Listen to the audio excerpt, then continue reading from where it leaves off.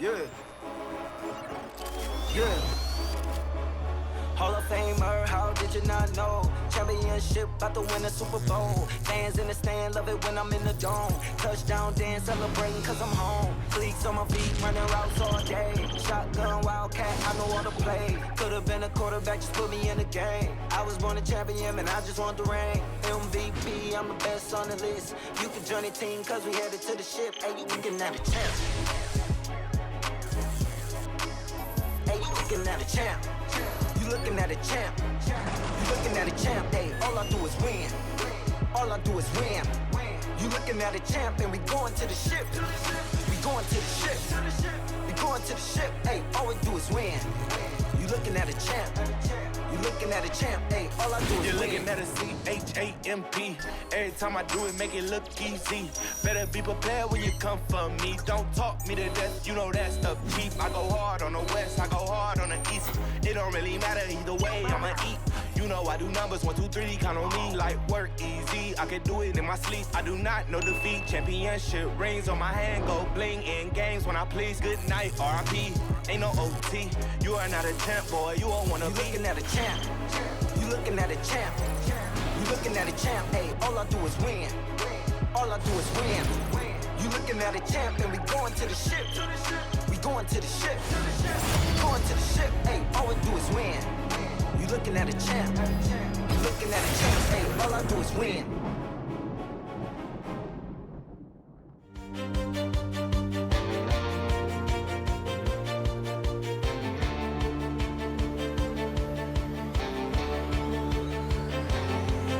She wakes up with a smile, holds it for a little while. She knows it's time to let go. The sunlight hits her eyes, the music keeps her love alive. Don't let it go, let it go. And one last song I can call undone. The music never dies, the music never dies, the music never dies, no, no. When the lights go down tonight, the music never dies, the music never dies, the music never dies,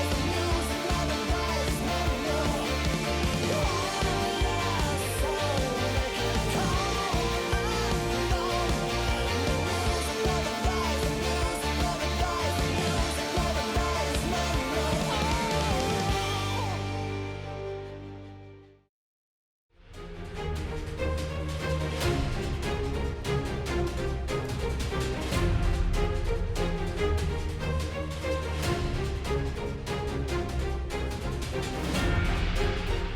Welcome, ladies and gentlemen, to another day of the 2020 LCK Spring. And it's not just any day. We are starting off the first day of the 2020 Spring playoffs with the wild card match. KT up against Damwon will be going head-to-head in one best-of-3 to decide who will move on to the next stage of the playoffs. I'm Valdez. With me is LS, a.k.a. Lickety Split, because that is how fast this day could go, because it is only one best-of-3, and it'll be interesting to see which one of these teams is going to come ahead, because I feel like they're pretty equally matched here, LS. Yeah, I think that this is the beginning for KT's Cinderella story, or, well, this is the continuation for it, because now they're going to go up against the LCK's Elite Four, and it's going to start here with Damwon, and I guess Gen G's Lance waiting in the finals, but I would think that KT, and I would think many people would actually think KT should be favored coming into this match if you've looked at a lot of their recent performances. And just to quell anyone's anxieties, you might have noticed that we did not go to the ship in the intro. But that's because we're already on it now. It's where the playoffs take place. Exactly. We are here trying to go to the ship. All 5 of these teams on the left side have an opportunity to do exactly that. Damwon made it in with the 9-9 up against KT with the 10-8. And yes, I do agree. I think KT looking a little bit stronger in recent times, especially with the aiming carry down in the bottom side. He's really turned it on here for 2020. This is going to be the playoff schedule because this is technically the wild card match, and playoffs, you know, the name of playoffs actually starts with best of fives up against Dragon X with the winner of this team on Monday, 5 p.m. KST. And then, of course, Wednesday is where T1 is waiting. And then Saturday, same time, but not the same place. We're actually going to be bringing it to Lal Park for that finals for one last time for spring of 2020. Yeah, and we'll see what is going to be the end result, who will be playing in the finals against Gen G when that finally does happen. If KT wins here today, they could potentially go all the way to have another telecom war, and that would be exciting as well. But they're gonna really have a road cut out for them, and it's gonna be really nice to see who the final top 3 is, because for almost the entirety of the split, it has been the final 3 of LCK, DRX, T1, and Gen G, as that's remained true for basically all of it. Yeah, absolutely. And I don't think it should change here. You know, KT will have a chance if they do make it through. Dom1, it's going to be interesting because I feel like Dom1's strengths compared to KT lies within some of their solo laning phases, which is not exactly how teams are winning games in the LCK currently. And you can see here in the head-to-head matchups since the beginning of 2019, Dom1 won every match except one with a 2-0. They got a 2-1 there in the middle, and then they finally lost as KT did take the lead here in round 2. And one of the things that I want to point out is that this KT roster is very different than 2019.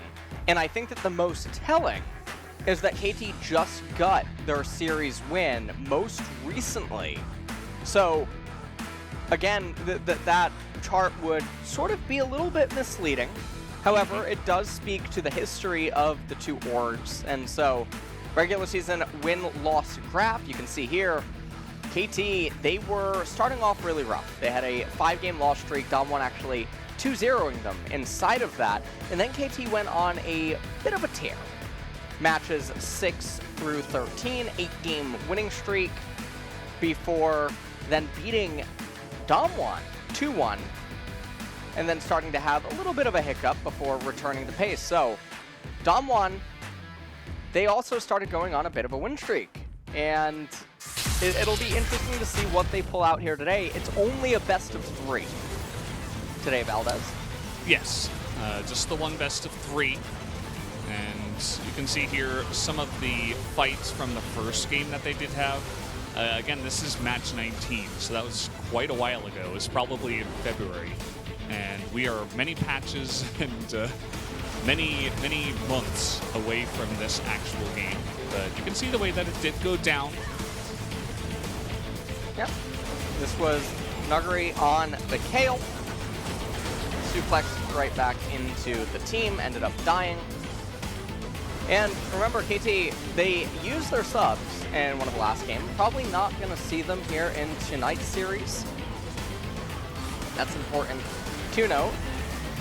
As Dom1, I am really curious how they're going to end up approaching the drafts here, because aiming should be a really big problem for them, depending on how the drafts go. And Dom1, well, I believe KT chose blue, right? So they will have counter picks potentially available for Nuguri and Showmaker, but how are they going to end up using them? Yeah, that is a really good question, and we are going to be highlighting Aiming's Callista here. He's 4-1 on the pick, and he is one of the reasons why KT has really turned their season around. He just started to hard carry. I think Bono is another big reason as well, as he was able to get some really great early games on that 8-game winning streak that they did have. And so on, you know, he's slowly getting better as well. We could see here he actually gets the solo kill here against Nuguri in their last game. That was match 47. So very early on in round 2. Well, take a look at the note at the bottom. 5 wins after 5 losses. KT topside plays hard carry performance. Put them on the West bracket. And this was the 2-1 series highlight, where KT did manage to trounce Dom1.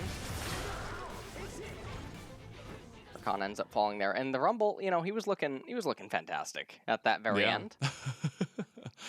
Take it away, Valdez. Oh, thank you, LS.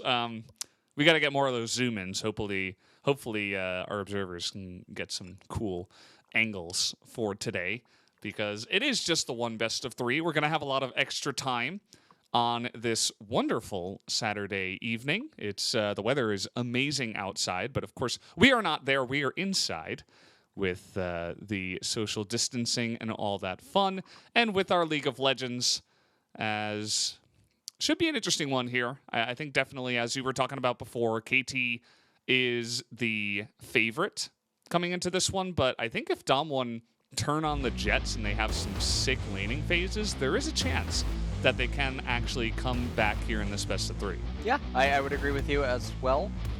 Points of the match, KT's veterans got the vibe from experience versus Dom1 got the young vibe and young spirit. So we'll see what can end up happening. Again, between these two teams, Nuguri and Showmaker are going to be crucial on the side of Dom1.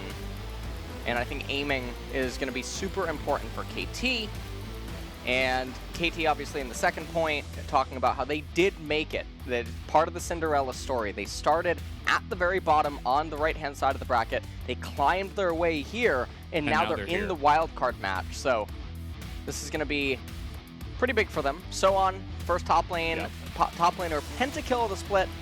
I think that he's going to be really important, because if Nuguri starts getting ahead, things are going to be really problematic. So seeing how he can defend against it. And then final point, obviously referencing aiming, as he's been having monstrous performance, and Ghost really coming in has helped Dom1, I feel, just be more stable, because bot lane was always their weakest aspect. That was their Achilles heel.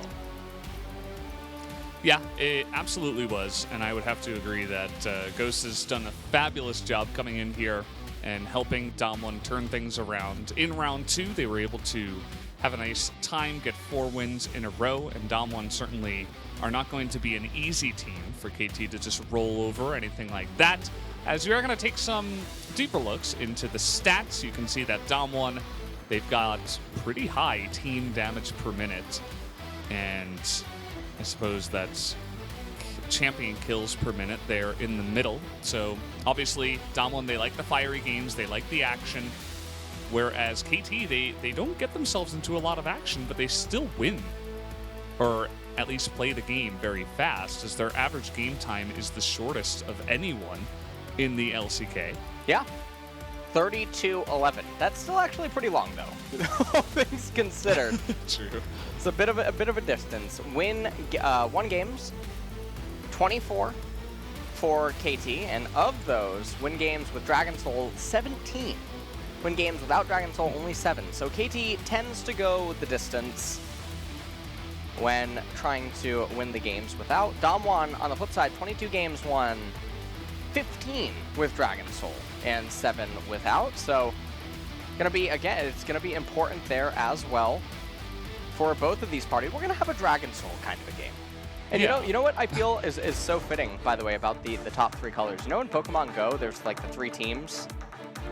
Red, yellow, Pokemon and blue. Go? Pokemon Go. Stop. I'm just kidding. The top 3 teams, their banners are those 3 colors. It's all scripted. I mean, Of course. it's coming full circle right now. Yeah. The ship, we boarded it in Cerulean City. I mean, here it is. Isn't it Vermilion where you get on the ship? Shut up. I'm pretty sure it's Vermilion City. Is I don't it know. Vermilion? I think it might be. The collective will know. Yeah. Not a the big deal. SS Anne, of course.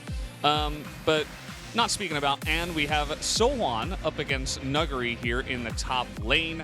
And we have taken a multitude of stats. And Nuguri is LCK first for 4 of them, which is pretty insane because, as I always mention, if it just says first, that means for your role. Now, so for damage per minute, he's first for his role, but then LCK first for 4 different stats is pretty insane. One of those, though, you don't want to be first for. The isolated deaths at the very bottom. You want to be 10th. Or you want to be below 10th if that's possible, given subs. as how do you even die 54 times alone? That's really crazy. I don't know. That's actually It's so hard. You think about how many games they've played, like, oh man, how many games have they played? Probably like around 50, 40 to 50, and he's died on average more than once per game, All right, isolated by himself. That's a really nice stat to take note of, as we are going to be heading into the pick ban. As you guys can see on the bottom, the stats here on the side. KT loving the blue side, as is Dom1, and KT did select blue for this best of 3 wildcard match. Yep. And you can see the win rate on blue, 83.3%. Dom1, 70.3%, and Dom1 actually pretty weak on blue, but as is KT. Both of these teams not really finding a lot of victory on red. And red actually seems to be a pretty weak color for a lot of the teams in LCK, which is so surprising given how powerful it should be in this meta, given the 80 carries are pretty static right now, right? For the majority of the split, we had 3. Now we sort of had 4 meta mainstays, and typically they all get picked first. So you know that it's coming, which means that the rest of the remainder of the draft can be sculpted differently, and yet it's not often utilized as such. Dom1, they've banned away Senna, Kalistar, and Aphilio's probably going to be who? What? Nothing. What did he say? Totally fine. Jace is going to be banned here, which is kind of interesting. Sohan does like his Jace, but that leaves Aphelios open, which, I mean, I know they took 200 seconds to think about that, but I'm not sure if that's the right decision here, LS. Well, Aphelios does get picked up by KT. We'll have to see what the Jace ban really is there for, as Dom1 right now, they're hovering Trundle. And I believe one of the more recent developing trends that is happening is some players are picking Morgana against Trundle in the jungle. I had some tweets about that last night. And Dom1 now, they were hovering Ahri, but they're going to go over to the Thresh as the blind pick. We'll see what KT elects to do. I think that it's perfectly reasonable to just respawn jungle support here. Yeah, maybe pick up the Jarvan for Bono. Definitely loves that pick. I don't think you want to self-counter pick with the Olaf here. You can create a lot of space with the Jarvan pick, and it just makes sense for the player, but we are going to get Aatrox first. So, unless we're seeing jungle Aatrox, which I highly doubt we will, we're not going to have the jungle picked just yet, as Nautilus is also going to be hovered for Tucson. And we'll see if it is locked in. Nope, never mind. We are. Hold on, let me go. Yeah, I'm gonna need this. Let me get this holy water really quick. Yeah. We pass it back over to Dom1. You came prepared for this sinful draft. Oh man, Elise. So it's actually KT that want to get the ball rolling quite early from the jungle. And here comes a, okay, well, both are totally fine. Dom1 gonna lock in the Syndra for Showmaker. And now we move into the second ban phase. And they might still target Elise pairing champions like Pantheon, like Renekton. We've seen Aatrox go into mid lane. Against Syndra, things can get a little bit weird, especially depending on what the support matchup is.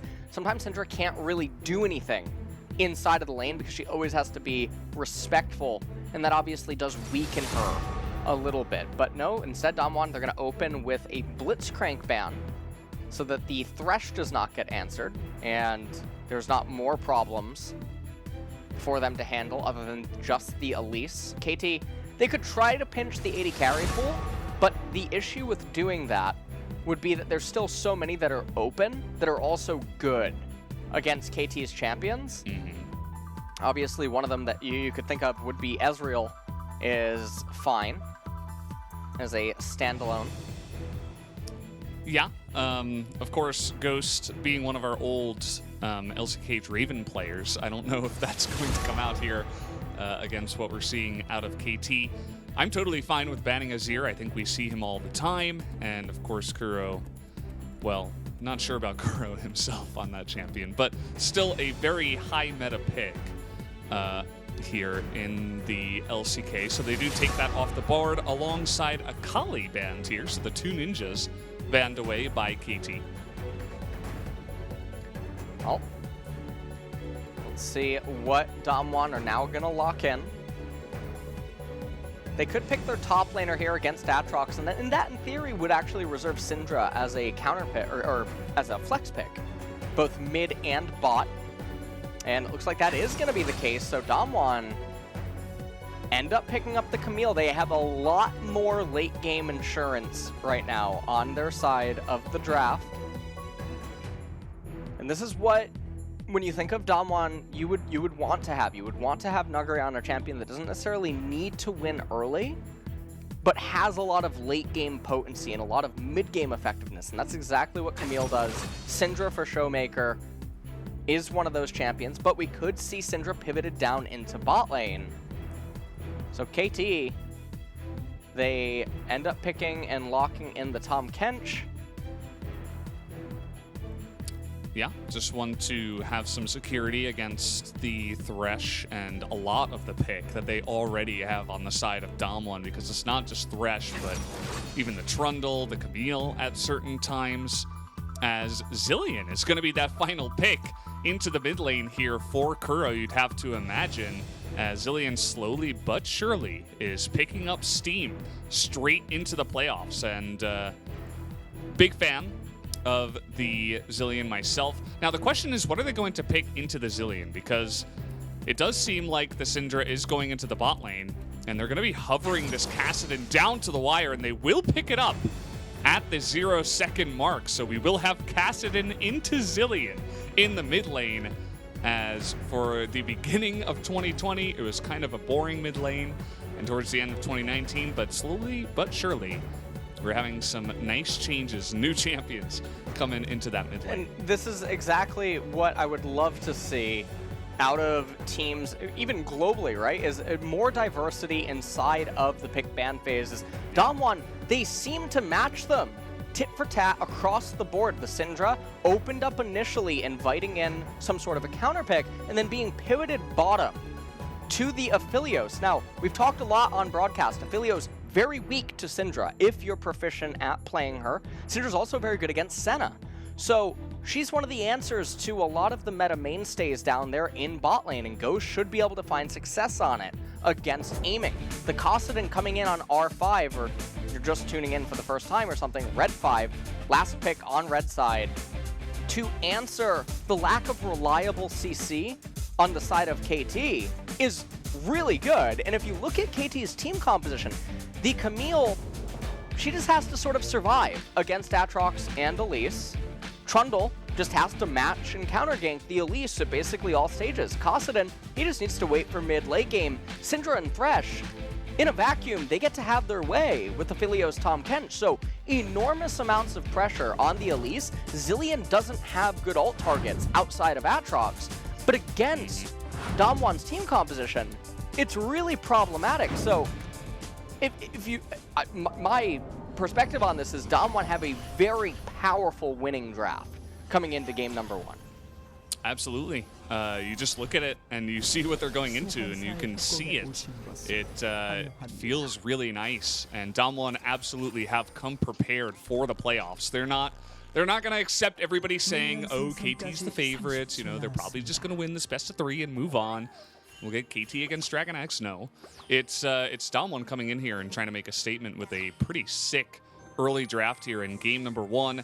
As I'm a big fan of the emotes that were enabled and shown here in Pro Play. I feel like it just adds so much personality to the game, because even in solo queue, when you do it, it's a lot of fun, and you can kind of troll the enemy or your team and stuff. And why not have it in Pro Play for that same reason as well? As we do see Nuguri here, a very successful Camille so far, 7-3, and overall a good pick into the Aatrox. Yeah, so we'll have to see what does end up happening in this game. A lot of attention needs to be on the Elise, because she needs to somehow find openings against Damwon in order to create a snowball. And if she fails to do that, if Damwon play their lanes safe, if they play their lanes in a way that doesn't allow them to get ganked, if Canyon can path in ways that just match and counter the Elise, by going even, Damwon's winning really hard. So that's basically the tug of war that we need to pay attention to in the first 10-15 minutes, because it really does feel like KT's on a timer.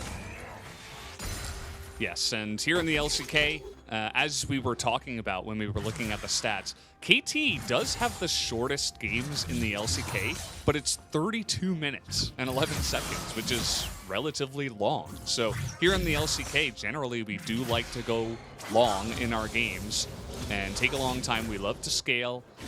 A lot of the scaling drafts have won in the regular season in the LCK, perhaps differently from other regions. And it's going to be up to KT to try to play to, I suppose, their strength that we have seen in the stats and try to end this game early and get these lanes ahead. And it was something I was talking about before the games even started. I feel like Bono and Aiming together in their own ways have been the two kind of catalysts that have driven KT on the big win streak, as Bono showed himself there. Could have had a nice little combo onto Canyon, but loses that opportunity. And we can see what's happening right now. Already Canyon's up a camp, so even if he loses this to Bono, it's not the end of the world. He's actually going to get a little bit of the gold as he's taking away some of the small chickens. The Spiderling not going to find anything. But no matter what, everyone just saw Elise. They hit tab, they're like, okay, she has 12 CS. She has her blue buff, she has her red buff. You can easily deduce that she probably took her Gromp. So everyone on the side of Damwon right now, they're playing with map hacks. You know that Elise is going to move over to the left-hand side, do the Scuttle Crab, and then look for something else. Not because she can't just go to Wolves or can't just go to Wraiths, but because if she does that, it's a losing line. So Canyon, he went over to the right-hand side, already ate the Scuttle Crab. Here comes Bono, and he doesn't need to fight, just needs to run away from her. Okay, more vision. We know that she just took left side Scuttle Crab. Now she only has Golems, Wraiths, and Wolves available. Can all the laners now just play in a way that allows them to avoid ganks? And the answer is yes. Damwon are already off to a great start in Game 1. Absolutely. And that was one of the key points that our production actually did mention, as we do have a one-on-one up on the top side. Sohan flashes early, decides he doesn't want to really get into it just yet against that Aatrox, and Bono, the second time now that he's been looking for this mid dive. Let's see if he can land it. Flash will easily respond to that. Showmaker is going to lose the cannon, but he will survive and pick up all this XP, which is a lot more important compared to had he died in that situation. Yeah. But as it stands right now, Showmaker is in a really comfortable spot underneath the turret. He's at about 55% HP. Kuro trying to do his best to wither him down with just a bunch of auto attacks, but Nuggery, he already found an advantage up in top lane. The Syndra not getting the kind of edge one would expect, but we can always wait until post first recall as, okay. Oh boy, we're just gonna go for it here. Not sure if this is gonna work out. He's gonna land the pillar, and First Blood will come down onto Nuggery. So actually a very clean dive from what looked pretty aggro, just running down the lane and saying, hey man, you don't have flash, we're gonna get you. And a nice First Blood already going to the side of Nuggery in the top lane. Yeah, and that's going to accelerate the Camille to a point where she's going to feel that much more comfortable. Now, Nuggery should know Elise must be coming. Bono, he comes over the wall. Now, the problem here is that the wave is coming back into Nuggery now, and so they're going to have to stockpile the wave and then try to dive. This is actually the wave where Nuggery gets level 6, so Bono, again, on a bit of a timer, and you can see he's just constantly running around, trying to make something happen, but there's no openings. And if you are Sohan in this instance, you should have been looking to freeze the wave in front of your turret, especially if you knew that your jungler was going to come top lane, have a sweeper lens, could maybe take out the ward, and then try to get a kill that way. But by playing ping pong with the waves, you end up farming your own Elise. Yeah, you know, he was taking an aggressive trade onto the Camille, and your Aatrox, right? You do a lot of AoE damage, and I think that was part of the reason why it pushed the lane so fast and gotten to that position. The wards, by the way, out of Damwon have been pretty much perfect. They've spotted Elise every step of the way.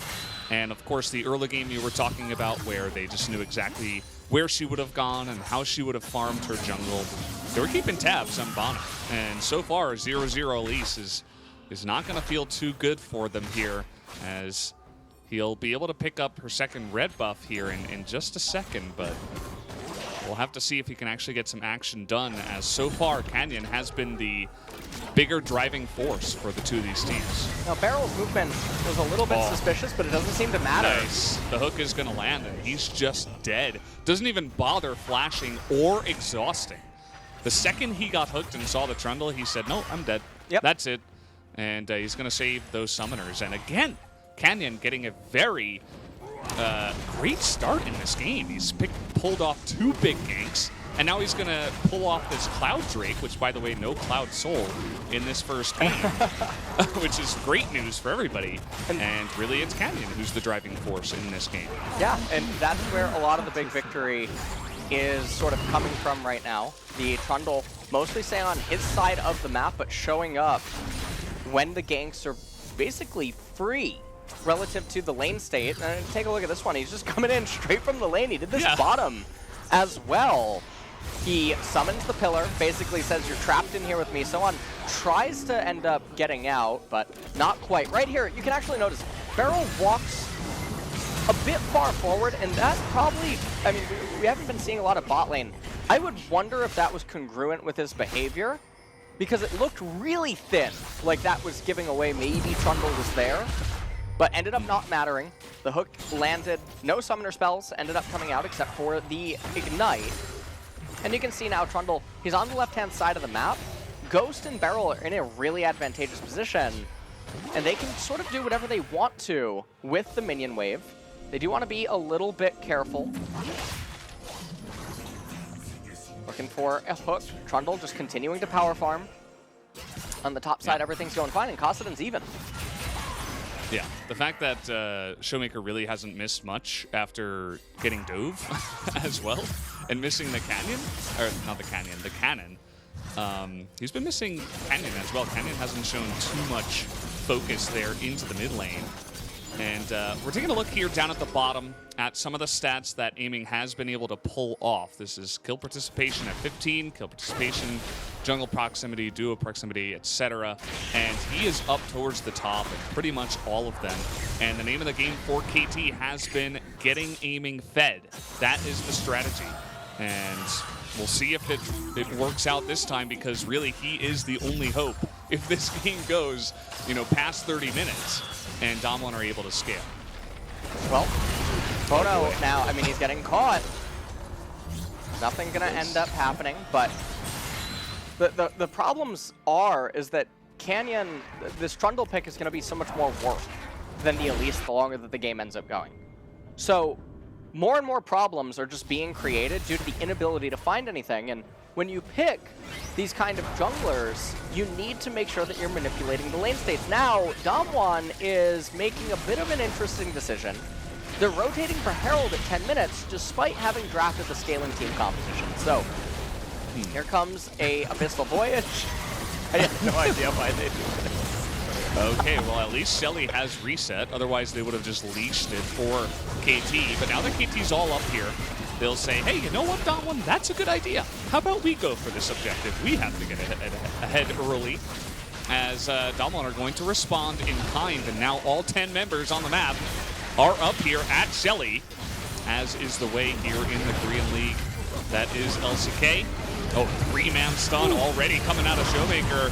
But the Moonlight Vigil is going to do a nice amount of damage, but Canyon is going to be able to pick up that objective, and nobody on Damwon has died. Canyon doesn't have a splash, so, well, he's just going to die, but... oh, it actually was KT that picked that up. For some reason, I thought that Damwon was...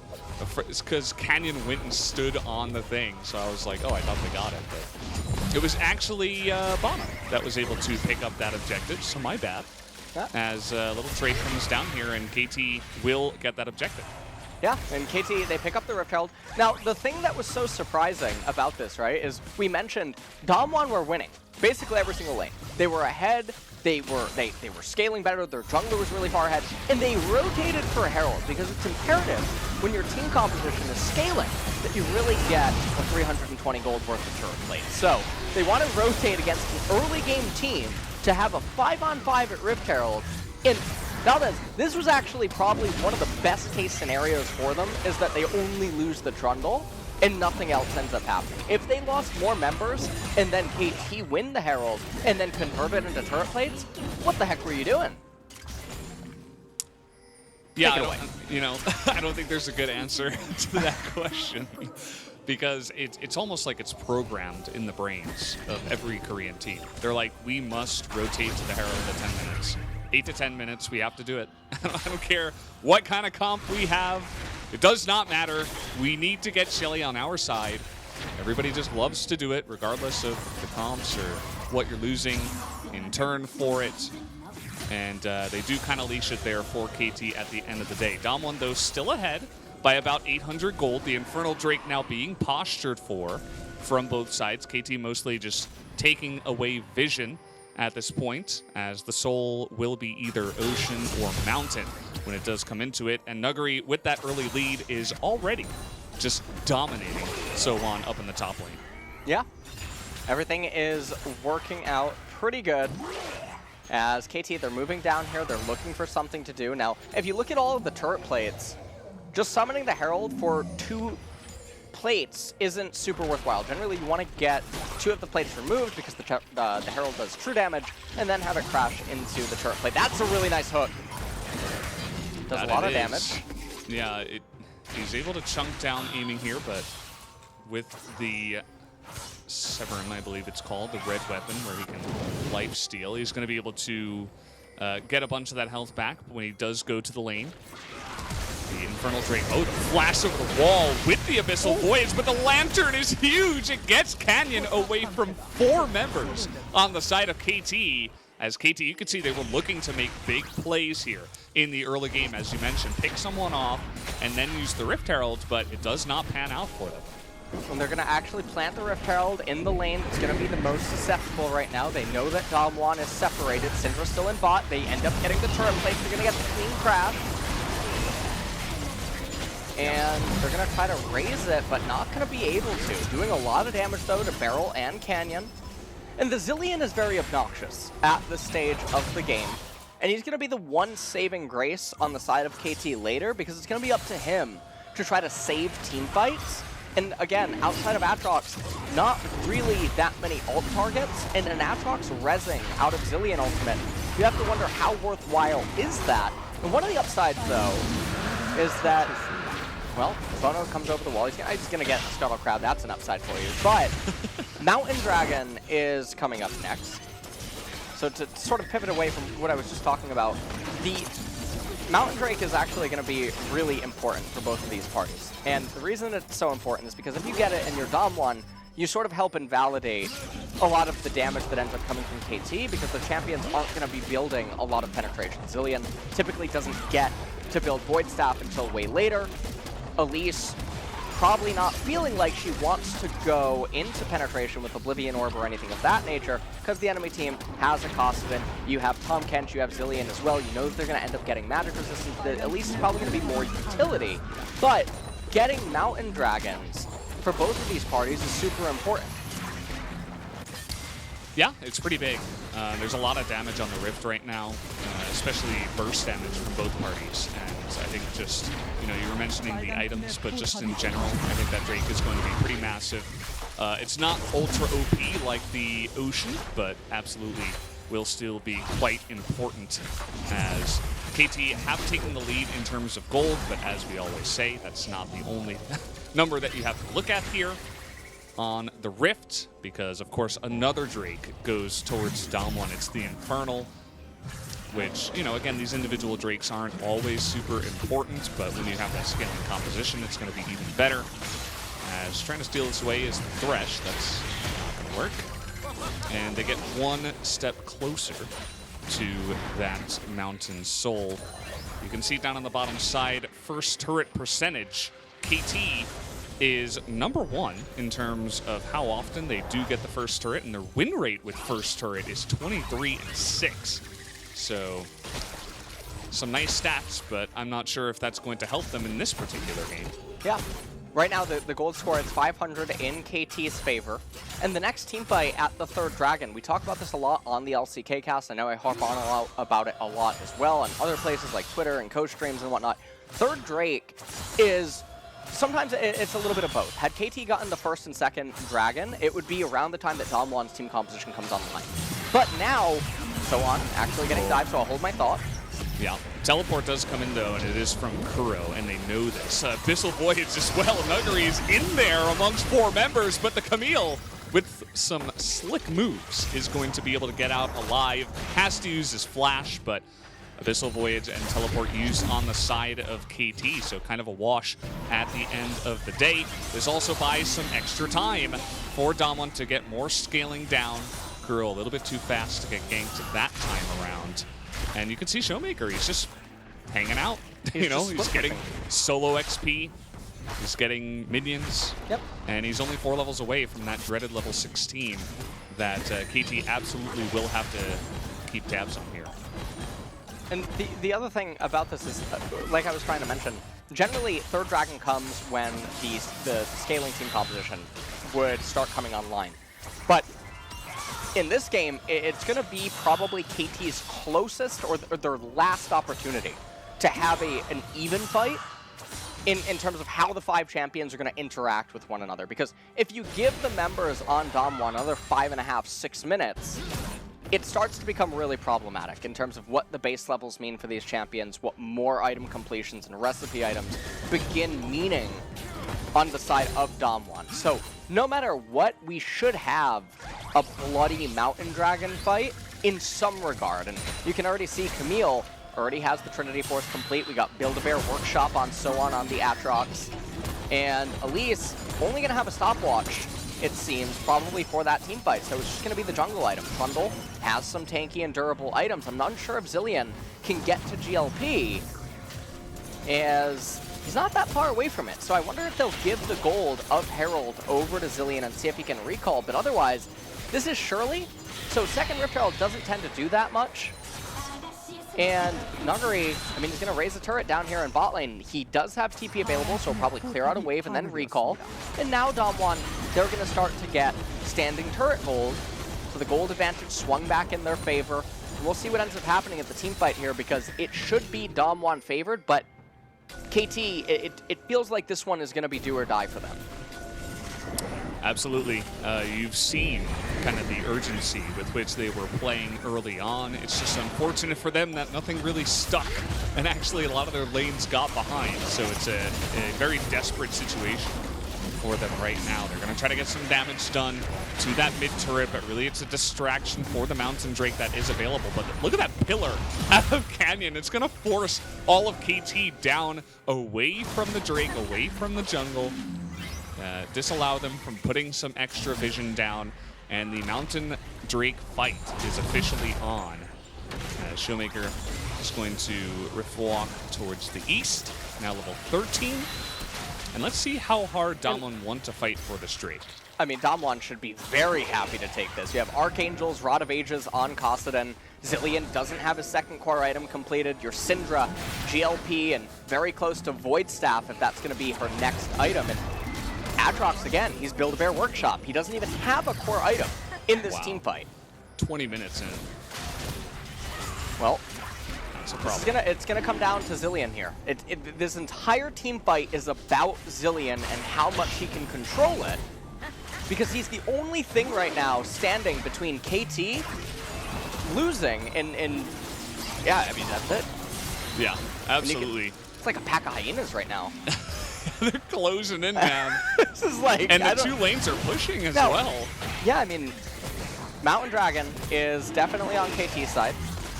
That is a lot of damage dealt to many targets, and that's going to help them zone with the turrets, and it looks like it is going to go the way of Elise, even though the smite wasn't exactly on point. But Damwon, they don't really care about the Drake. They want kills Although Nuguri is going to miss on the hook shot, and actually they just decide to back away. They say, well, we didn't get the engage we were looking for. We got a flash out of Sohwan. That's okay. We can just sit back, scale. Not a huge deal. But KT will at least pick up the Mountain Drake and get away with it alive. So not so bad for them either. Yeah, so Mountain Dragon did a lot of damage to Dom1 prior to the fight starting, but I do want to point out the Syndra play in that entire dance is actually another key part that benefited KT.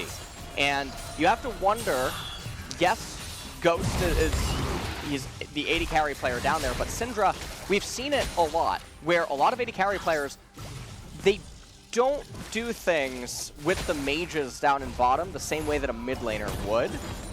And in a team fight like that, where it was like a pack of hyenas sort of circling KT, the Syndra's really crucial with her movement and her spacing and trying to open up everything with a QE stun that doesn't just rely on Barrel landing the hook.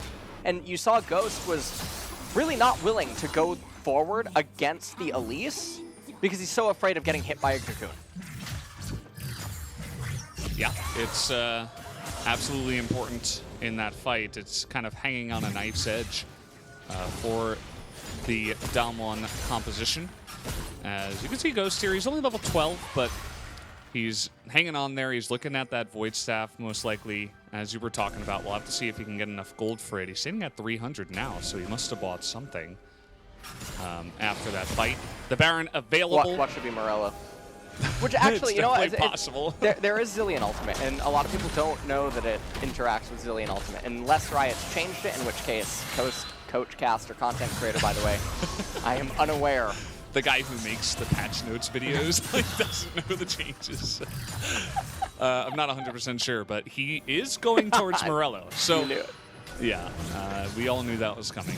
As Nuguri here, he's 2 levels above Sohwan, and he's getting some help with the teleport coming in from Showmaker. Doesn't quite pan out as now Showmaker's in an awkward spot and has to get away. Mountain Drake still 2.5 minutes away, and I think that's going to be the main objective that we will be looking for. But the clock is ticking here for the side of KT, and that side lane is not getting any easier for Build-A-Bear Ayayatrox down on the bottom side, who's down 2 levels, and is probably down a little bit more after he had to recall there. Yeah, he did end up having to recall another wave crashing. He's going to miss some of that XP, but should be able to get the majority of it. Ionian Boots picked up on the Camille, along with the Ravenous Hydra.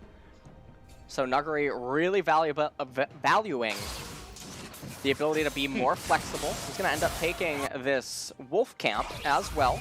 Kuro up here in top lane, just trying to clear out the wave. And again, these ping-pongs happening in both lanes. The gold score might say 1k, but the Infernal Dragon in isolation outscales the Mountain Drake, especially because not many champions on the side of KT build resistances.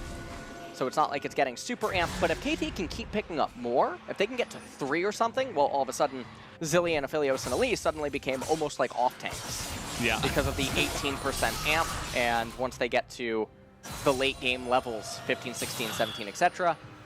As Showmaker now shadowing Nuguri, and this is a pretty interesting play. Nuguri, he has teleport available, so in the event that KT tries to do something, Boy, they're going to lock him down here. There's no way that Sohwan gets out of that one. You could see the follow-up gank on the top side. Not nearly as successful. Canyon just able to flash away from that one and get away. And now look at the split push. Showmaker doesn't have TP, but I don't think it matters because Nuguri has it, and there's just no answer from the side of KT. And you can see they don't actually raise the turret. They're respecting the Abyssal Voyage, although Showmaker turned back around. I don't know why. But playing with fire a little bit. Did have Barrel and Ghost collapsing down from the north. And now Showmaker's going to take over inside of this lane. They're going to give him the solo XP, the solo gold. Atrox continues to get further behind. Executioner's even picked up on Camille. So she's building in a way that gives her the most potency to help out her team for this next Mountain Drake fight. Because if you recall on 800 gold, what are you really getting with Camille here that's super impactful? Arguably a stopwatch. As we go into pro view. 잡을만해. Yeah, we got him. 잡았어. We got him. 야, 밀자. Push. 야, 사이드 뚫었어. Yeah, it's open. Yep. And They certainly pushed down that side. I think they absolutely could have picked up that turret, as looks like Domlin aren't even going to move up for this. KT just going to pick it up here. Well, that's a fair amount. I mean, it seems okay. It's an It's a alright close amount fight. of damage. Yeah. Wow! Aatrox almost got away there. Close one, nice try. Yeah. So on, but Nuggery just playing too well. Yeah, he's up 3 levels at this point. Remember when I said 2? Now it's 3. So on is still level 13. And, you know, multiple dives. This Aatrox is just so sad. And that blind Aatrox really not working out for KT. Domlin putting on they're putting on a class right now. They're like, hey guys, this is how you draft into, you know, Korean standard drafts. And now we're going to play it out really well. Yeah, and you know, this is what I like to see. So it's not so often that we get draft destructions that I think are so favorable for one side here in the LCK, but this is definitely one of the games where the Syndra came in early as a pivot that's able to answer the Aphelios, even though it wasn't piloted to the standard that one would expect if perhaps like a mid laner was on it, but you can just see Nuggery clapping the Aatrox. And the really fun thing, again, to highlight is early on in the split globally, Elise Lee Sin were very popular as champions, and as more and more time went on, Trundle, Jarvan, Gragas, Sejuani, more champions with less volatility started getting picked up, because it's all too often to have games like these where the Elise player either needs to really work with her teammates in order to have good lane states that are favorable for her to get ahead, but if the enemy plays in a way that is respectful of the fact that Elise can do what she's trying to do, she ends up falling off a cliff really fast. And it's Elise, right? You see her in the draft, and you immediately know. It's not like a a trap card or something that KT can hide. It's like, okay, we can prepare very easily for this pick. And Canyon did exactly that. They put down all the vision that they needed to do. He was able to react better to some of the gank opportunities that were given to Domlin by some of the laners and what they had set up. And now this looks all but lost for KT. I mean, at least they were able to pick up that second mount intrigue. But I don't think that Domlin is just going to let it go. And now Showmaker's level 16 as well. I also want to point out something that maybe viewers aren't totally aware of. The Zilean is what is making it appear less of a one-sided stomp. Because without Zilean, there is so much XP on these champions that just aren't there. So Very right true. now, yeah, exhausting the Camille. This is 5 members trying to kill Camille, by the way. Is he going to get away? I don't think so. No. Not with the Elise that fast. That's a lot of gold going her way, but doesn't matter. The answer is absolutely no, as Domlin are just making quick work of the rest of the map here. Bono even flashed for it, which was so surprising, because if he was just moving in spider form rather than human, plus the Zilean speed up, he should have been able to catch it without using his flash, but that's going to be a really key summoner that's not going to be available, as now the other split pusher not going to be able to... Oh, okay, never mind, it's Costa. Level 16, by the way. Yeah.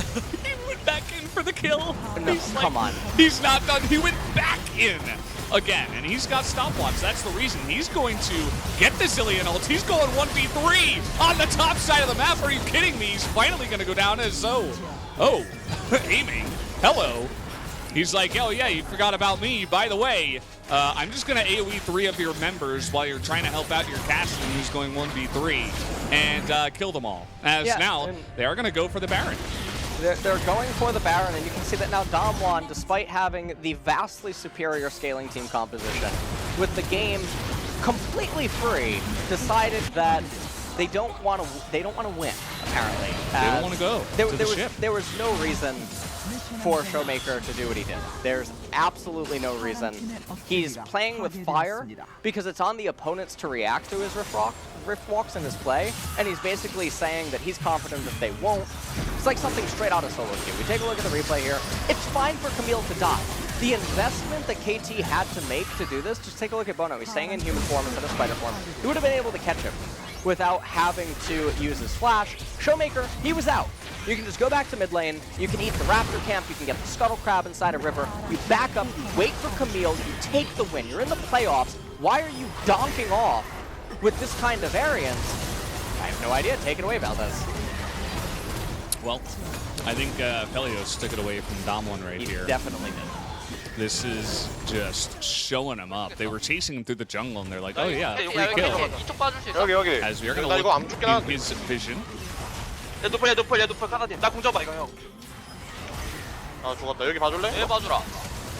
Look at me. Take care of me. 나 공 없어 지금. 이쪽 봐줘 이쪽. I have no 바로 다 problem. 잡았다. 와다 잡았다. 잘했다. 바로 와, 갈래? Wow, nice. And now with the Baron, they are attempting to make a push, but meanwhile, they have two of the best split pushers in the game that are level 18 Holy scaled. moly. This is insane, the damage that Showmaker is able to do on this pick. And, Well, yeah. almost triple inhibitor. Almost triple inhibitor was enabled. Now, Kosonen will probably go for a W activation and then try to Rift Walk again. I don't know if he has the will- mana for it. He used it so many times. Okay, Yeah. one last time, but he will die. But KT will have their inhibitor die as a little trade. As maybe they'll even take a little catfish with them. The answer will be no, as TP is coming in, but the Lantern, very nice from Beryl, might be able to sacrifice himself to get Ghost out of this one. Looks like that will be the case, although, Ghost got hit from far range by the sniper. Not quite going to be able to do enough damage, though, as the rest of Damwon will look to get away. And the thing here for Damwon is that now they're staring down a Mountain Soul. And it never needed to get like this. This game absolutely had no reason. And it's plays like this that has cost them so many games throughout the regular split. And now it might cost them game one of this wildcard match here against KT. This was in the bag. All they had to do was sit patiently, but now they might actually be losing this game, and it's just so mind-blowing to me that this could be a real thing. KT probably don't even know what's going on at this point. Like, how are we still in this game? And they're hanging on, and now with triple inhibitor, because Damwon can't fight straight up right now, everyone's getting free XP. Everyone's getting free XP, they're getting thousands of gold funneled into them that Damwon don't get any access to. Now, will it still mean that the game is over? We'll have to see how the team fight goes, but Brenda, this was really, I don't even want to call it sloppy. That's an understatement. Yes, absolutely.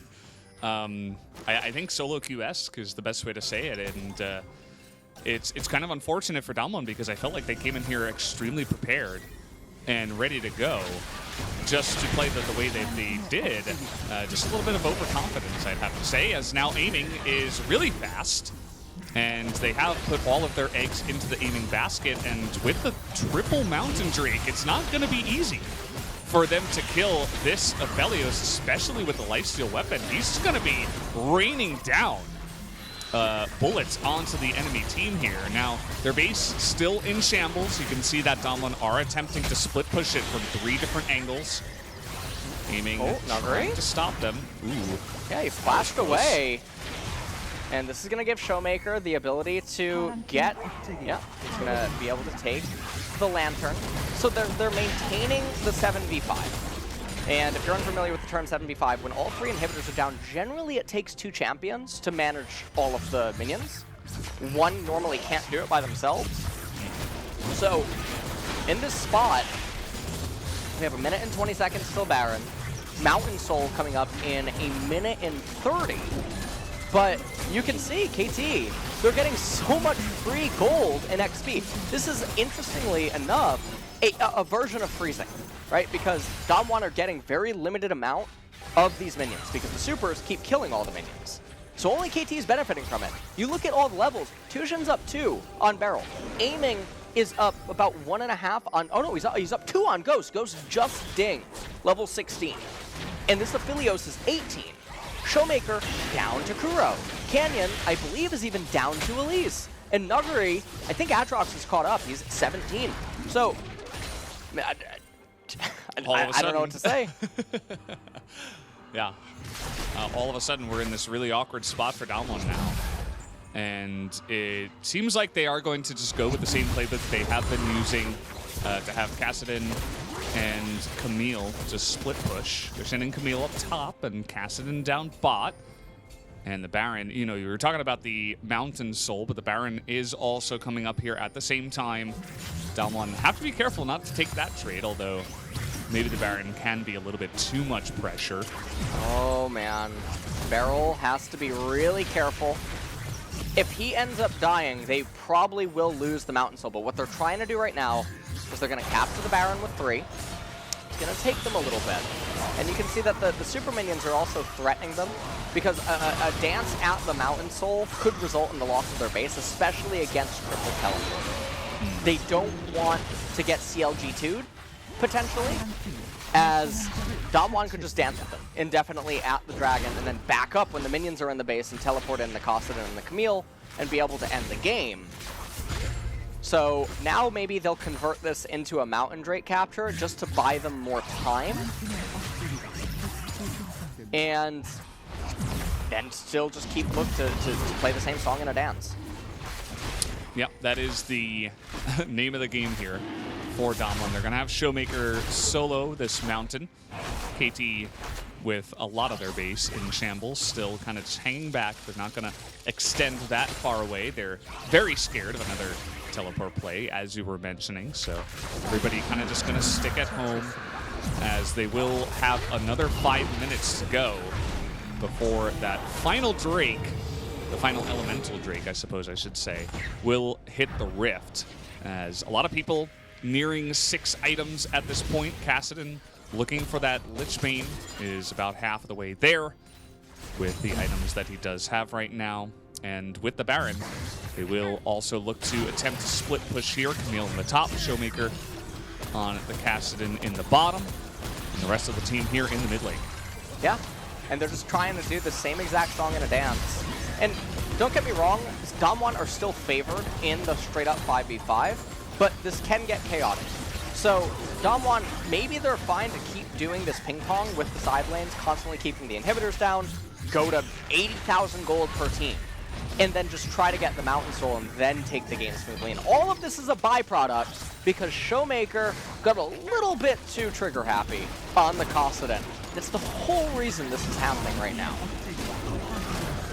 Yeah, he kind of baited his team in with it, you know. They just ran at the Aphelios. All got killed 1v3 at the same time. As now here we go. This is the moment for aiming, but the hook is going to go down, and Bono takes a huge chunk of damage on the backside, but in goes aiming again. He knows he has the Zillion behind them. The ultimate will come down. He's looking for that damage, and look at what he can do. Although Showmaker in the back line doing a little bit more, as he is going to proc that Zhonya's here at the last second. And it's only aiming left with the Guardian Angel Aatrox that's just going to get burst down immediately.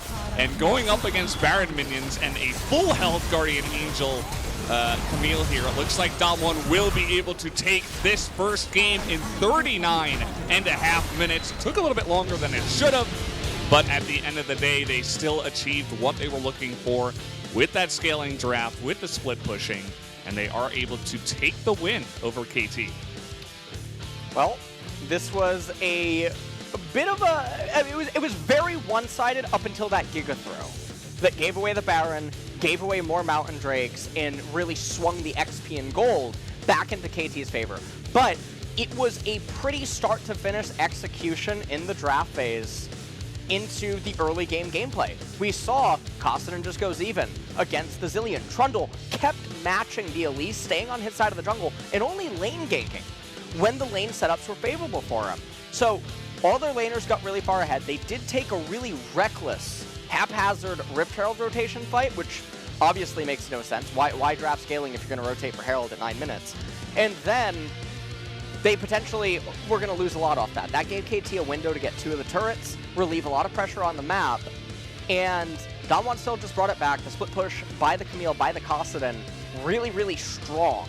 And there was no answer to it in the later stages. However, that one throw, it's really scary. Damwon, they got sort of bailed out. They were very fortunate to have the champions and the edges that they did leading up to that point. Yeah, it was a very typical Damwon game. The only thing that was the saving grace for them, was their excellent draft and their big draft win that they had going into that game. If the drafts were different, if they had a little bit less scaling, you know, a mistake like that, a little bit of overconfidence might have been the thing that tips the scales towards KT to take that game. So I think KT will absolutely have to look towards the draft for game number 2 and try to change something up, because that game 1 draft was pretty atrocious comparatively. As you can see, it all starts off with Canyon getting 2 nice ganks from help with the laners, and that really does negate a lot of that early game that Bono was trying to get down. Yeah, and Canyon, normally he's known for flipping coins, but this time around, he really didn't do that much in terms of high variance plays. Obviously, the Rift Herald play is a team rotation, and Valdez, when I'm thinking about who to give MVP to, I thought really hard about this as the game was ending, and I think I'm gonna give it to Chovy. Take it away. Oh, well, you know, I think that's a pretty good idea, actually. Why don't I just tack down a little bit extra, another vote there for Chovy. Thanks for the help with the money, by the way. I gave it to Nuggery in the end. Yeah, he did some pretty insane stuff on the Camille, and I was struggling because I kind of wanted to give it to Canyon at the same time, but I think Nuggery really ran away with the lead that he was given with the help from the jungle. Yeah. Well, I felt like Nuggery did such a good job. I mean, he got the flash early on inside of the lane, helped set up Canyon for that just very simple lane gank, coming in with only the pillar to get the ball rolling there. And the split pushing, he also had a lot of mechanical outplays against KT to live at various points. This was so clutch. The response, aiming, tried to hero the game, but wasn't quite able to. And now, take a look at 400 years. Right in front of your face. Oh, man. You know, we actually haven't had a lot of games where Kassadin shows his true potential, but this definitely was one of them. Showing itself off in the playoffs when it matters so much, especially in a best of 3.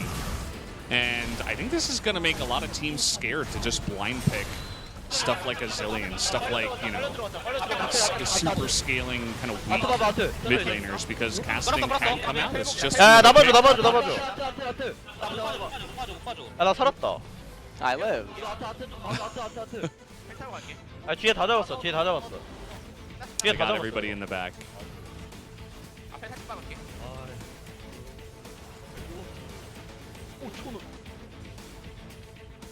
아, 깔끔하게 안 썼네. 실수 너무 많이. We made a lot of mistakes.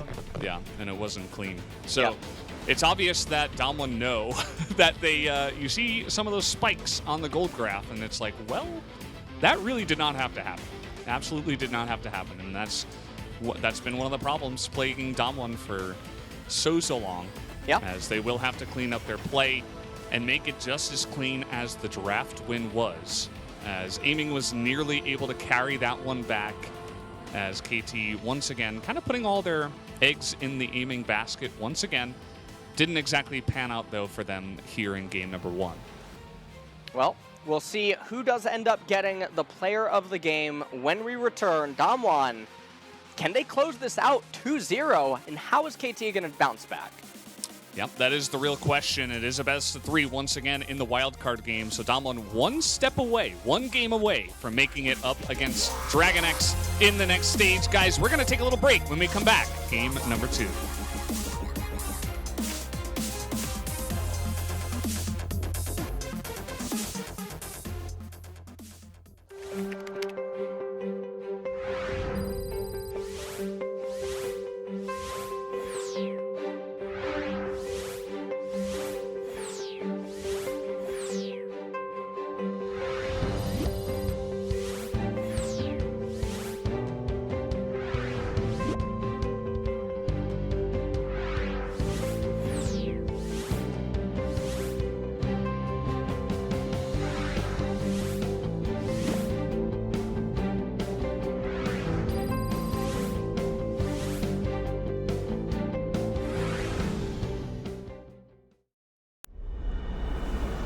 얘들아 승용보 올려라. 뭐지 매너 헤이 TFT 모바일 도동동작 또로로로 갤럭시 부동동작 헤이 TFT 모바일 도동동작 또로로로 갤럭시 부동동작 또 떨어져 허구와 날라다타 여기 갤럭시 너의 자식 얼럭키다 너의 두뇌 그래서 타지 않아 21세기 네 전략 이제 전략 능지 차이 나는 널 능지 처참히 롤 아재 롤린 이돌 롤린 인더들 자 이제 누나 막아 담아 회전 초밥 뒤집개로 뒤집어라 레디 셋 에이 TFT 모바일 도동동작 또로로로 갤럭시 부동동작 에이 TFT 모바일 도동동작 또로로로 갤럭시 부동동작 라이어가 멋이 도동동작 에이 TFT 모바일 부동동작 에이 온유월 서리 가득 찰롯동작 또로로로 갤럭시 부동동작 하다 현타 부동동작 TFT 갤럭시 부동동작 유체 뉴 시너지 전설등장 멋이 팬치 우주 부동동작 리그 오브 레전드 전략 게임 TFT 모바일 부동동작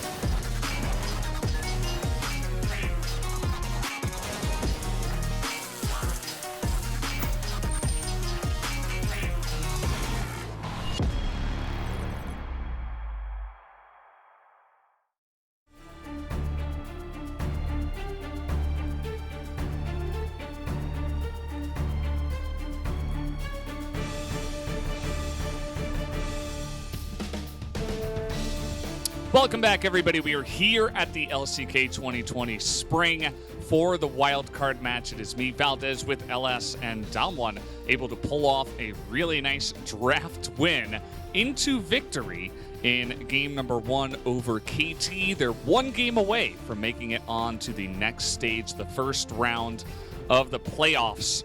And we will have to see if they can pull it off here as we near game 2, LS.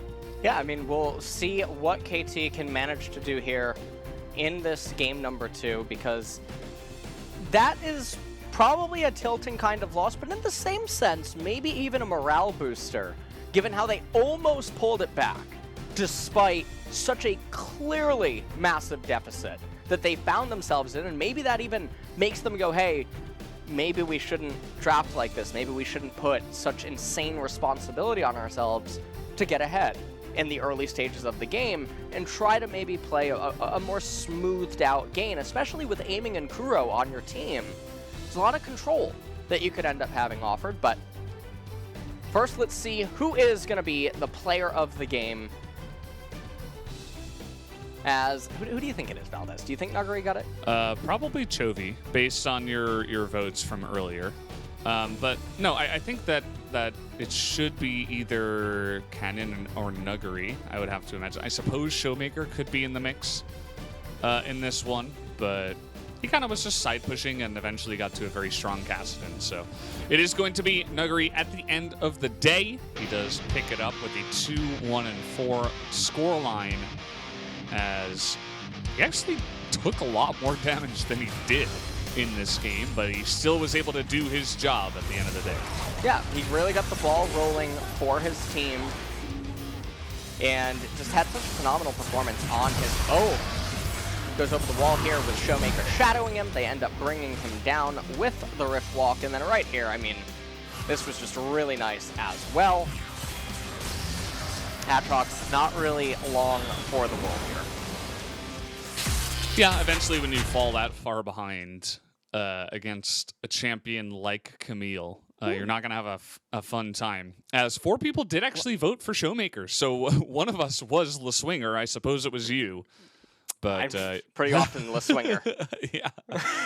5 out of 9 is the score line there. 4 people did vote for Showmaker. Nobody else got votes. Nobody went for poor Canyon. As, yeah, I suppose that Showmaker, when he, went in there and got super overconfident and nearly got his entire team killed, that was definitely a big moment for the team. So anyway, guys, we are going to move into the pick ban here. Damwon on blue this time around. KT on red. And we'll see if that changes anything up for the draft, as it definitely was very Damwon-sided after the first game. Yeah. So let's take a look at what the draft's going to have in store for us this time, as we take a look also at the win rates. Damwon 70% on the blue side throughout the split, and KT really seemed to struggle on red, which is a bit peculiar, as we already touched on in the game number 1 ban pick, as Jace is banned away again by Damwon. KT in kind now banning away the set, so Kalista, Affilio, Senna all still open. One of them must get through. That, well, we'll see what Damwon bans here. I mean, we might just have everything get through, as Aphelios is going to be denied, which is kind of interesting. It means that Damwon say, well, your Aphelios is good, but also that we don't want to first pick it. We'd rather pick one of the others that does get left here.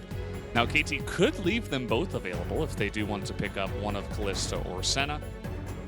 Let's see what they do decide to do here. It is going to be the Thresh ban, so they're taking power away from the Kalista pick with that one, but Taric still exists, so kind of an interesting ban there. Well, Senna will be the champion that does get through. Now, this can easily be fasting Senna,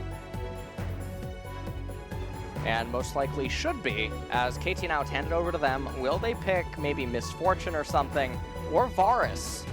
And Kalista are both still open, so 80 carry pool, very wide. Obviously, Lethality Varus has been one of the go-tos against fasting Senna.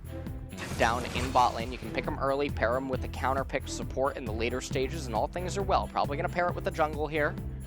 So Bono's just going to end up selecting his champion right now, most likely. I think Jarvan would be a little bit less valuable because you don't know what the other champions on Damwon are going to be, and oftentimes Senna, she can get paired with something like Tahm Kench, or could even be paired with something like Galio even in some cases if you look at some of the solo queue pairings that go with her.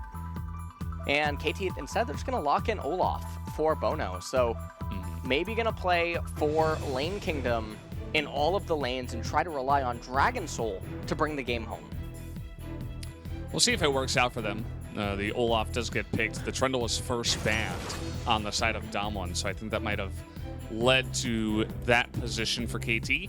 As Damwon going to come out here and say, well, we're playing LeBlanc, so you might try to poke us down, but we'll try to burst you down with a pick like that. It is going to be blind, technically, into the mid lane here for Showmaker to pick up that champion, as Sion is going to be locked in here for Damwon.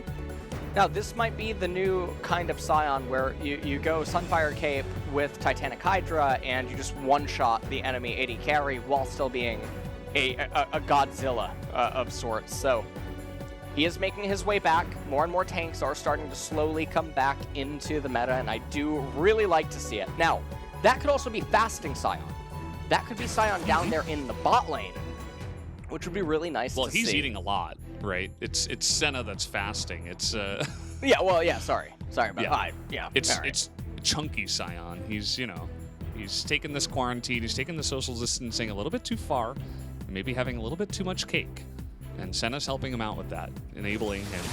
And absolutely, it could be either one here. And I think that both picks are great into the Varus at the end of the day. I think it allows them to just go really ham into the back line and try to take down that relatively weak and open AD carry if you can get on top of him, as Tahm Kench will be the obvious ban here as a support, as KT did not pick it up. I'm sure that Damwon may have expected that as a third pick, but it was actually Galio that was locked in.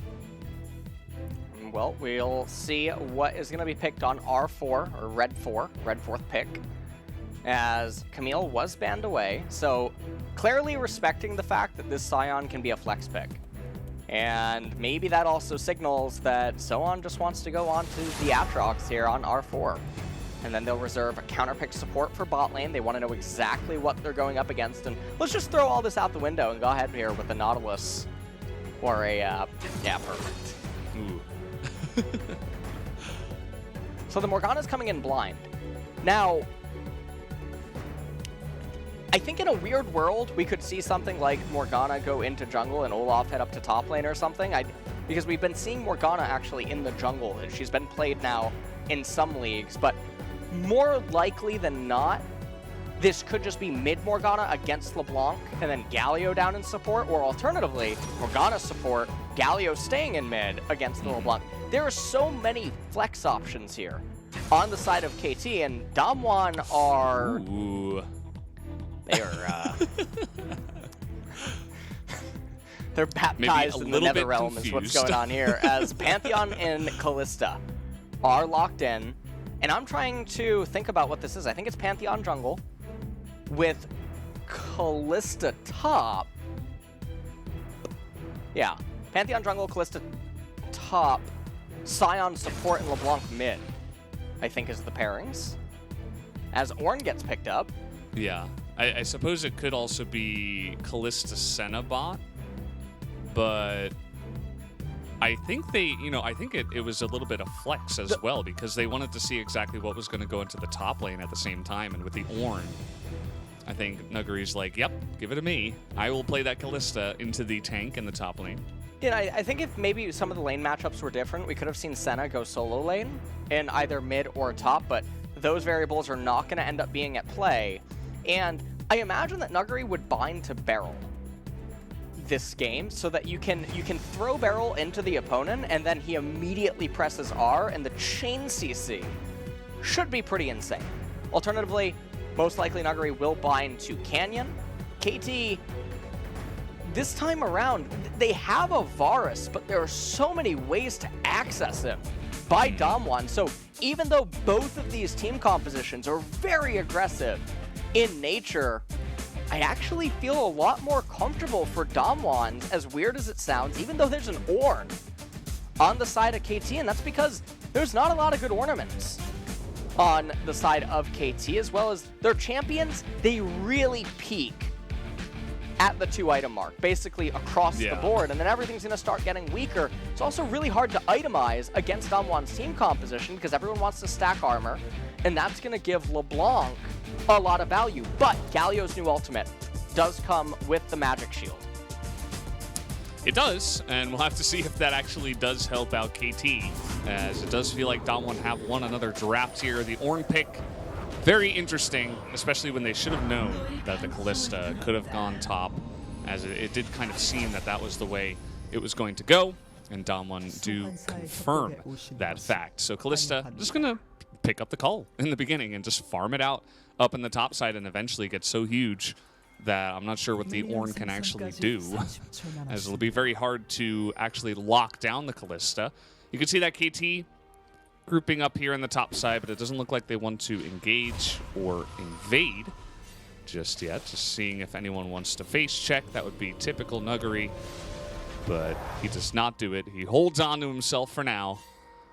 As we take a look at the runes here.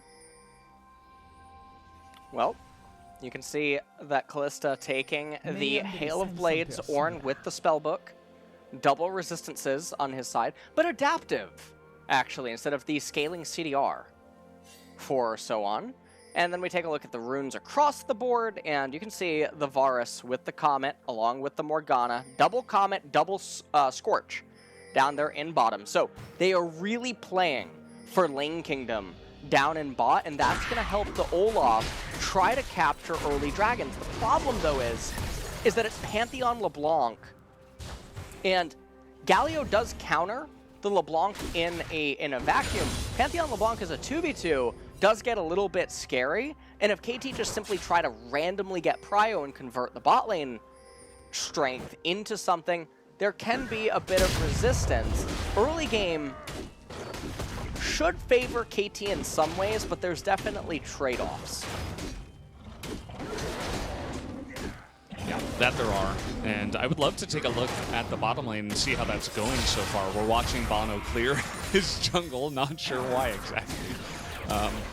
Does move over to the right side of the map after picking up the Raptors, and we'll probably look for a full clear from here. He's making his way up towards Wolves after this. Canyon might need to be a little bit more active on the jungle that is Pantheon. And we can see this top lane. I mean, they were like, no, Ornn will be fine. Let's pick this up. And so far, that is not turning out to be true. Is Cannon gonna come up here? He'll check the Krugs and look for a potential dive. But we do have Bono making his way all the way around. So it does look like KT have somewhat read into this. And Bono at full health on the Olaf is going to be ready to go for the counter gank here. Here we go, should be a 2-on-2 as they do go for the dive. Sohan able to flash away, but in flashing is Nuggery able to pick up the first blood. And now he does have the Olaf on top of him, and he's not going to have a great time. He is going to dodge it, but it's not going to be enough. The double kill will come in, as the TP from Sohan is actually going to be on the minions. So he probably lost a little bit of XP there on the lane, just trying to help out his Olaf. So at the end of the day, a double kill going the way of Bono. Yeah, they just barely couldn't see the Olaf inside of the Fog of War, and so they committed to the dive. Take a look at this one more time. I guess we're not going to get vision of the replay, but Bono, he was just about to continue his clear, and you can see the knockup by Sohan. And Bono trying to dog down Nuggery here. Don't forget Olaf. Yeah, I mean, he has the red buff. He has that sustain as well. But Nuggery so close to maybe being able to kill him with the Ren. It's a strange preview. Yeah. Let's listen to what he says. I got her. 오케이. 성공됐어. 이겼어. 노플. 이겼어. I got it. I won. 나이스. 나이스. 잘했다. Good job. That blue background was just triggering me so much. Yep. As, okay. Kuro has to flash away here, and he's got Nimbus Cloak, so he's pretty fast at the end of the day. And he will be able to get out alive in his cloak. Pretty good Yeah. ability. Big fan. And you can also see so on. Okay. Oh man. Yeah. Black Shield is an Black ability. Shield. It's very good. Beryl wasn't sure why he was getting that aggressive, but I suppose it's okay in the end. And, well, this is going to be Tushin and Aiming. Looking for a recall. Aiming does have the teleport available, as Tushin's still very healthy on the Morgana. And they are trying to lane game. Now, one of the things that they must know, though, is that Olaf should be... Okay, this is one way to do it. TT coming in, and they're going to go for the dive with that shield from the Pantheon, but he's still going to go down. Bono here not level 6 yet, so now it's 2-on-1. Drill also not level 6, but he's going to get here on time for the taunt and be able to turn this one around, but Showmaker not going to give up just yet. Trying to get in there with the distortion, will pick off the kill. That's 400 gold into his pockets as the chains will land onto Kuro, and Showmaker should be just fine as a 2-for-2 and a lot of action coming out here in the top lane. Yeah, this is very different from what one would probably ever expect inside of the LCK. Now, Sohan continues to fall further and further behind. He just missed another cannon wave. He has level 4. 17 CS? Yeah, he has 17 CS. He's down 30 farm, and don't forget the call on the side of Nuguri. That is being built too. He built Chain Vest first item, so not even going to try to get the Bramble Vest or anything of that nature. The action doesn't stop, man.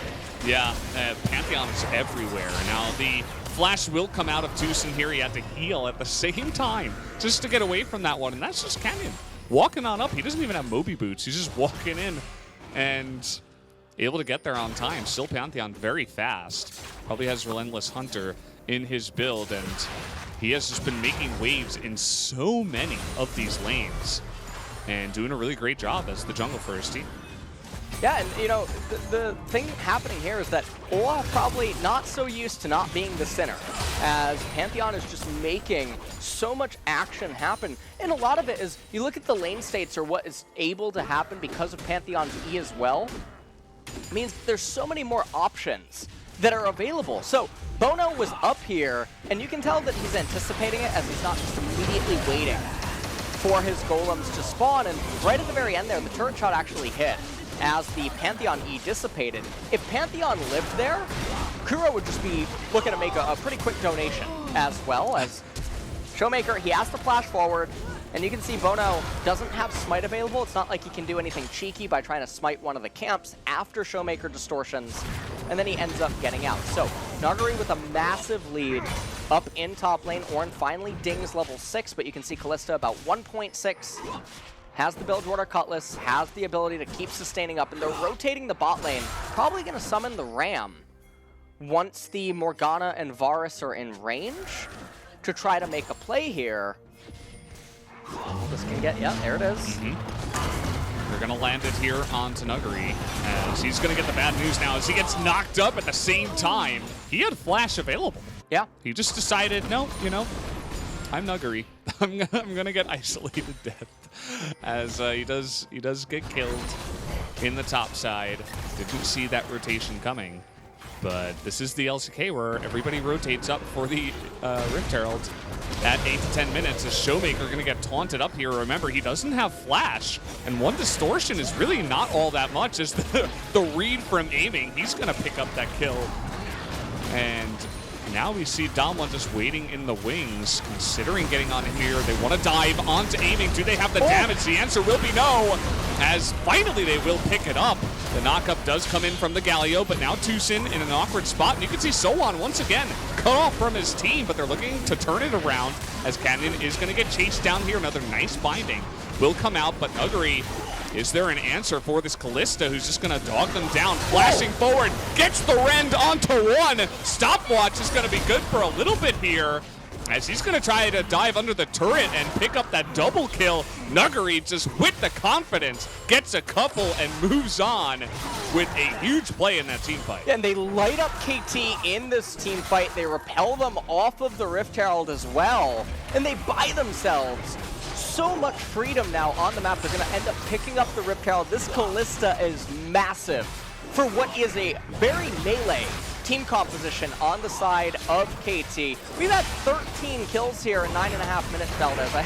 I feel like we're in the LPL right now, as this is definitely not the norm. And the other thing is Kalista, she almost has the call completed. The LeBlanc went down a little bit early, but you can see that KT, they're really struggling to stabilize. And also, as a bit of a weak point, all their gold is on the Olaf. That is where all their kills are mostly located at this point in time. And you can see actually Nuguri didn't have flash. It came up as he was dead. Okay, so that makes more sense. Yeah. Showmaker ends up dying here, not quite able to get out. The taunt just able to nick him at the very end. Aiming was the one that was able to get the kill, and then take a look as the Kalista, she shoves into mid wave first before making her way over to the fight. Pantheon, pretty good champion with that E. Canyon able to get the kill onto Aiming. He's trying to run around, do whatever he possibly can. He turns, trying to maybe, hopefully fight, as maybe there's a world where he was thinking that Nuguri could get to him and Pokeball him out, and that's why he tries to turn back around, but Nuguri keeps going forward. You can see that KT, they're playing with fire as they try to save this. There was no real saving. Nuguri goes forward, gets the second kill as well, and now coming back into live, they're only up 300 gold, but it's also the base levels is what's so problematic, and a lot of this gold is about to be captured by Damwon because they have the Rift Herald, they're getting turret plates now. Second dragon of the game, not super good. If KT get it, and then Infernal's rolled, and Damwon starts getting those, it's a disaster. It absolutely is, and we'll have to see if KT can try to somehow stem the growth of this Kalista up on the top side, who is going to finish that cull in 5 CS. Actually going to head towards the mid lane for now. But with the momentum that Damwon do have after that fight, they're able to get the double kill on Nuguri, but they also get the Rift Herald. Bunch of gold is going to go to the bottom lane, the support and the AD carry for the side of Damwon. And they get that turret at the end of the day. And just an absolutely fantastic spot for now. As you can see, Bono, he's desperately trying to do something. He mentioned all the gold is in his pockets. He's 4-1-2. He was a bit out of mana, and everybody was a bit spread out at the end of that last fight, which is part of the reason why they really weren't able to put enough damage together to chop down the Kalista, who did finish the cult and is just sitting pretty for now. Yeah, 1,500 gold lead. And it's also important to note that Varus went for the Umbral Glaive as his first lethality item, so not going to have quite the power that one would be granted if he had Yumu's, but will have a lot more utility. As that Senna skin is honestly, it's fantastic. Got that in the store today. It's shiny. It's the best. It really is. Yeah, it's pretty nice. I'm a pretty good fan of that. As here we go, Pantheon going in onto this one. Sion is going to be blocked on the bottom side, actually, by Kuro. And now the follow-up knockup coming in from the side of KT, but the damage is too much from Nuguri here, who almost dies. And you guys may have forgot about Sion, but he did not forget that he was coming back here in this fight. As you can see, the counter engage from KT was pretty nice in the fact that they get a couple of knockups, but at the end of the day, they couldn't even kill the Pantheon on the backside of that fight. Pantheon's the ability, it is quite a thing. As KT, they did get the second dragon. And good news for them, actually, Mountain came up. So that's something that is definitely worth fighting over. When you have a Galio, Olaf, Ornn, and Morgana even, who build the Zanyas. So every little bit of amplification does matter, ever so slightly. As Beryl he's down here solo getting some of the turret plates. He knows that he's not going to be able to pick up the last one. And remember, that's not just to support Sion, as he's trying to go for a race car, and Nice play. Kuro body blocking him, and then Kuro tries to go for an ultimate and gets interrupted. Rock'em Sock'em Boppers. Do you ever remember that as a kid? Yeah, That I was remember. exactly what was going on over there. The sumo wrestling match between Sion and Galio. As The two Damwon, beefy boys. yeah, they turn around the team fight. They saw an opening, they elected to take it, and it was a really close call. That could have gone a lot worse for Damwon than it did, but they end up making out with a pretty nice advantage. So as things currently do stand, you take a look at the levels across the board, most of it is present in the top lane between the Kalista and the Ornn. And, okay, well, so on. He has a lot, I mean, well, actually, no, he doesn't. He does not have a lot of armor. He only has a chain dust. So, if they wanted to dive him, okay, well... Well, they're trying to go for the dive onto so on, but the double taunt and the double kill is going to go in the pockets there of Kuro, who picks up a cool 900 gold with that play. The perfect timing on the teleport to get Damwon to commit to the engage and then take them both out. Yeah, that was a really big turnaround, as well as Ghost. Oh, just barely managed to sidestep the binding. And Sion does not deal enough damage. Not going to be able to threaten anything super meaningful. As he's going to come in here, clear out the wards, look to pick up the souls as Ghost. All right, we will pick that one up. Okay, rolled another one as well. 2 minutes until the Mountain Dragon comes up online, as Guinsu's Rage Blade going to be the second item of the game for Nuguri. Let's take a look at this one more time. So they're trying to bait Soan into doing this play. Bono is here as well as the teleport, so a little bit surprising. No one's paying attention to that. And then also paying attention to Galio was missing. 가고 천천히. 이거 방패 높을. Go slow, go slow. 야 뒤에 테라 얘네. 나이스. From behind. 태보자 이거. 여기까지. Watch the teleport, watch the teleport. And now KT, they're going to rotate for the Rift Herald. So this Rift Herald, 16.5 minutes, even if they get it, it's going to probably crash into the mid-tier one, but I don't assume that they would be able to raise it. Yeah, I don't believe so. They're going to get it at the end of the day, so at least 100 gold will go into their pockets. And the top lane has turned into a more classic one here, as Beryl is now solo. Doesn't have a Senna nearby. The Senna is actually next to their AD carry, in a sense, in Nuguri in the mid lane. So they're changing up the lanes here and trying to make something of it. We've had 18 kills in 17 minutes. That never happens in the LCK, but today is a different day, as it is Damwon up against KT going head-to-head. Definitely a bit of a knife fight, as currently it's only a 2,000 gold lead. Now, remember, ornaments are going to be a little bit hard to come by. It looks like Galio actually building for Zanya's as the second, has Fiendish Codex top watch, so that'll be a Zanya's Paradox. Obviously, Morgana, Zanya's Paradox. Yumu's Wraith Blade, and then Olaf is building Warmogs. So, I mean, an Obsidian Cleaver wouldn't do a whole lot this game, all things considered. True. But here's the Rift Herald summon.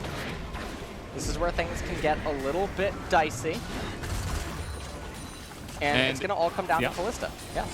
It is going to come down to Kalista, and this timing is great because they're able to push it in. They're not rotating, though. As the engage is going to come on in now, the taunt goes down onto the Pantheon, trying to burst him down, but they can't, as the Fate's Call is going to be enough. He throws himself back in there, trying to do the damage, as Sion is quite tanky in the front line, but I'm not sure that he's tanky enough. It's actually a really nice ultimate coming out of aiming here. He's going to get the kill finally down onto that Kalista, as KT, big distortion does go in, but it's not enough to actually do the damage that Showmaker was looking for here, as they will have to give up this Mountain Drake over to the side of KT, you'd have to imagine, but KT say we can get two, a 2-for-1 perhaps, as they will take out the turret first.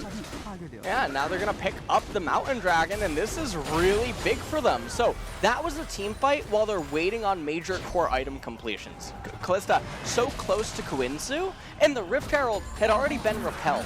So there was no reason to dive in on the Grand Skyfall and just follow the game up like that. So this is a really peculiar team fight decision. You can see Galio channeling the taunt, and they just lock the Pantheon up, and then Ash Ketchum pulling the Pantheon out. I thought that was just going to be the disengage. That would be where the team fight would stop, but then Kenyon elected to go back in one of the most interesting decisions that I think that we've seen here as Nuggery just getting lit up by the Varus. Even though he is lethality Varus, he still does pack a punch. Showmaker not able to do anything yet. The damage threshold isn't high enough yet for the champions of Dom 1 to where they can just run through all of the tanks, because once Varus falls, there's nothing there. This is the part in the draft, if you remember, we mentioned that KT would be really durable in the early stages of the game, but then would begin to taper off. However, now, with Mountain Soul maybe coming up on the map, that's lights out. If they end up getting it, Dom 1's champions will all basically cease to exist. Yeah, it's going to chop away so much of their damage, as they already did pick up that first Mountain Drake, only one more, because of the way that early game did go. So now we actually have a pretty even game when it does come down to it here. Obviously, LeBlanc and Kalista still quite strong. Even Senna, 1-0 and 5, has a pretty nice score line for now. And I think it's really just going to come down to this next fight here. And as we've been talking about, you know, the item power spikes this time in the game is quite good for KT. And Dominant are going to have to pull off some kind of super play in order to actually fight at that objective. For now, kind of just hanging out, farming. You can see that Showmaker on the LeBlanc doesn't do much to the Galio, who is on his 2 items for now. But still trading back and forth up here in the top side. Showmaker actually able to get the better of him for now. And they're just going to be waiting, posturing around for getting to the Rabadon's death cap. And I'm unsure if Showmaker is actually going to be able to get to it before the next team fight. Unsure exactly how much gold he's piling up right now.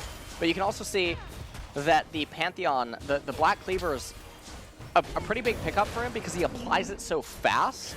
And he can even apply it in an AoE, which is really valuable for the Senna, who builds lethality, and even the Kalista, who just, she really wants to benefit. So, a lot of value there inside of the team fights, especially because all of KT clumps up, and they're all tanks. So the armor shred means so much more to the physical damage users on the side of Dom 1. I mean, even Sion, to an extent, deals a little bit of physical in these team fights, as 2 minutes all that they have. Can they get to the Black Cleaver and the Death Cap? That's the big question, because if they can't, next team fight should be a stomp by KT.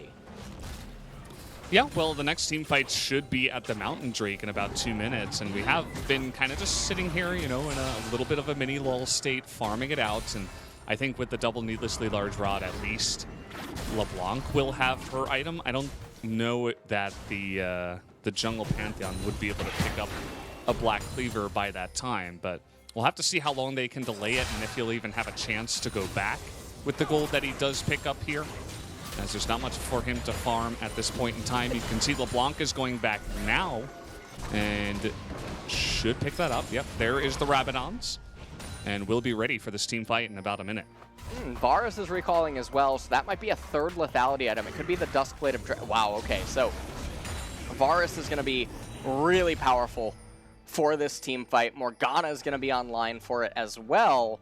Quicksilver Sash on the side of Kalista, and Pantheon doesn't have enough. You can see he actually spent 650 on a stopwatch, so a couple of camps away from that massive power spike. And stopwatch, it's not that it's useless, but we'll have to see how effective he can get, or how effective it can be in this team fight. Because honestly, KT, they should probably just flip the mountain and invite Dom 1 in, and if they get it in the middle of the fight, game probably just ends. Yeah, go from there. You get the Mountain Soul, and I think even if they all die and give up the Baron, they're still in a decent spot based on what they're going up against. But obviously that is the worst case scenario, so we'll see how they do actually play it out here. You can see that Dom 1 a lot more careful this time around. They're not just running straight into KT, looking for engages, trying to spread them out here and close in on them from multiple angles as they did in game number 1. That's a lethal Varus. He's very lethal. He does a lot of damage. And he's looking for another one here. There it is. Showmaker, goodbye. Go home. Kuro's just going to chase her, and that's going to be the dragon. So Well, okay. They're not even going to try to go for a steal here. They're just going to go ahead and push into the mid lane as Nuggery's halfway down the lane. Beryl is eating the turret shots as he runs away. As there you go, the Mountain Soul will go the way of KT.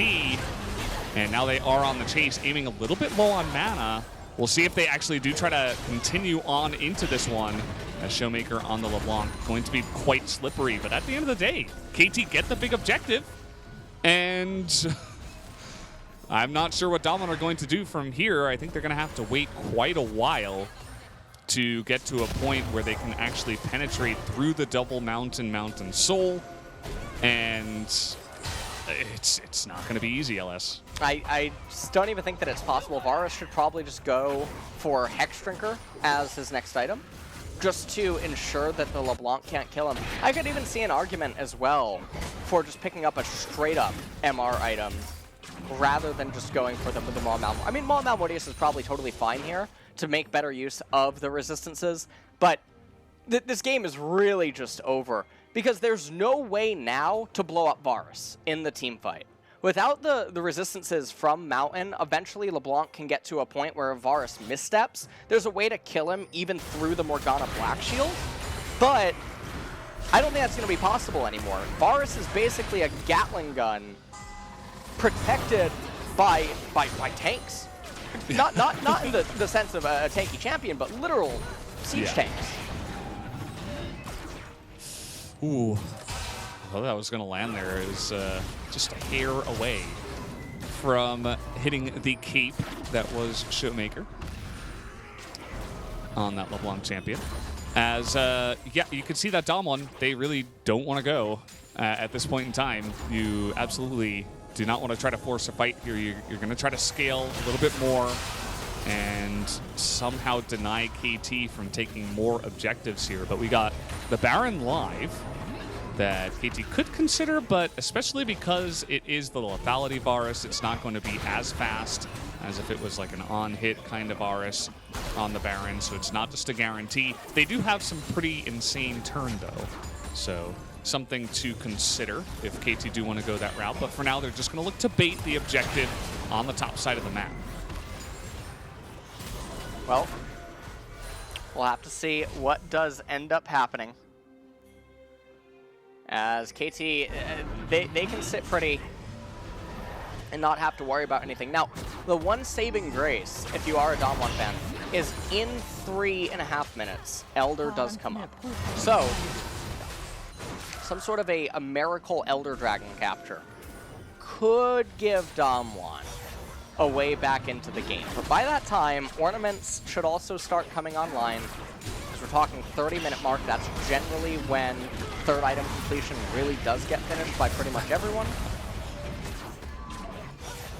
Yeah, that is true. The binding there, it hit Beryl, thankfully, for the side of Domlin. They did not want that to hit Showmaker, because that probably would have meant his death, as Nuggery has found Kuro in the jungle. He's not even looking! He takes so much damage before he actually realizes what's going on here, as a huge binding in the backline. Sion now super tanky, but look at the damage out of the forest.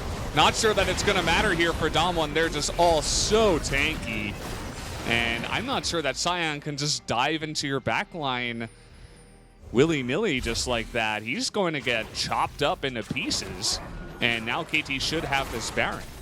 And the thing about this is that, like you were saying with the Sion, there's no way for the Senna or the LeBlanc to follow up from that point. Pantheon also not strong at all, really outscaled in this game. And the really interesting thing is, we mentioned early on, both of them are very sinful team comps, right? They're sinners on both sides. But the insurance and the durability on KT, it is there. And okay, they're going for it. Okay, this is one way to try to get back into the game, as Fate's Call is going to bring Canyon back. This time he's not going straight in, as he's just going to be chopped up from the side there by the piercing arrow. But now all in the Baron pit. Nuggery will have a lot of room here. He's going to take out one. As you can see, the insane damage from the backside from aiming, who does flash the wall. Pretty much everybody flashing the wall there on the side of KT. So, in fact, a lot of flashes down for the next team fight. But at least they do pick up the Baron in their pockets. Now let's take a look at how this all transpires. So like you were saying, Kuro didn't even realize that he was being attacked. He ends up flashing, and Nuguri just couldn't quite follow with the Rend, and then Sion just getting caught by all of the teammates. Beryl ends up dying for no reason whatsoever.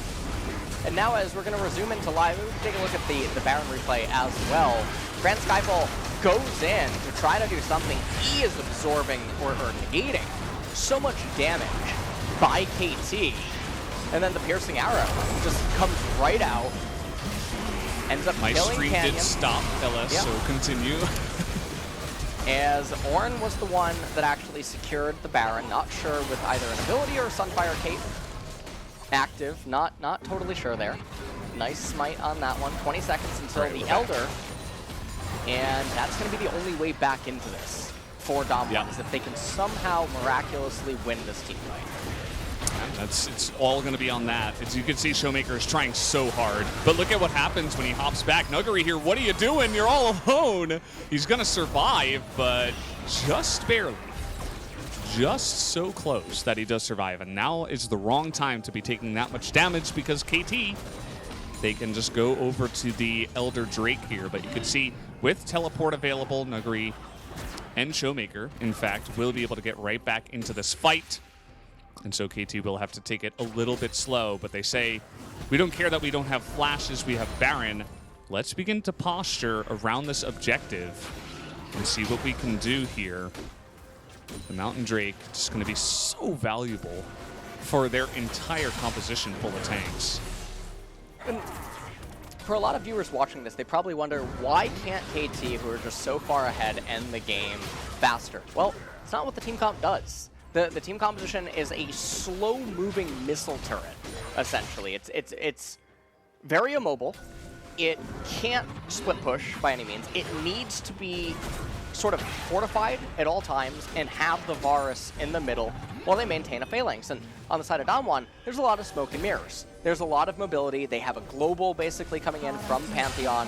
There's a lot of control. So they need to let the Mountain Soul, the Baron, and the Elder basically cause the collapse of Damwon. You know, just make it so that you're so heavy that all of the opponent's speed doesn't matter. Yeah, and that is the question. Can they actually get to that point? Is the Elder already halfway gone here? Where is their jungler? He's down on the bottom side, Pantheon, and it is going to reset. In fact, they're looking for more arrows out of the Varus, but not just yet able to land them. KT extremely careful and meticulous with how they're taking down this objective. Now 4 members of Damwon on the bottom side of the Dragon, looking for that engage, but again a reset. And my stream did just die. Okay. So the problem with the Oh, dances here- Nuguri. Oh boy, you're gonna get locked up and you're stunned for so long. See you later. Sion gonna run his face into the wall as he is not gonna get to aiming that is over that exact wall. The double kill will come in. And now KT 5-on-3 here against Damwon. Now Canyon still available, but he's level 12 compared to level 14 for Bono. Can he actually get into position and somehow try to pull off the steal? It's really, I emphasize, their only hope. As he does not even have vision. He's not even going to go for it. Decides, nope, we can't do it. Lane is pushed here by LeBlanc. And KT get everything on the map as the flash is going to come in to try to take down Showmaker. On the chase now. Kuro doesn't have any mana, but there is a Varus on the backside. He's just going to run through the entire, the entire base here, nonchalantly.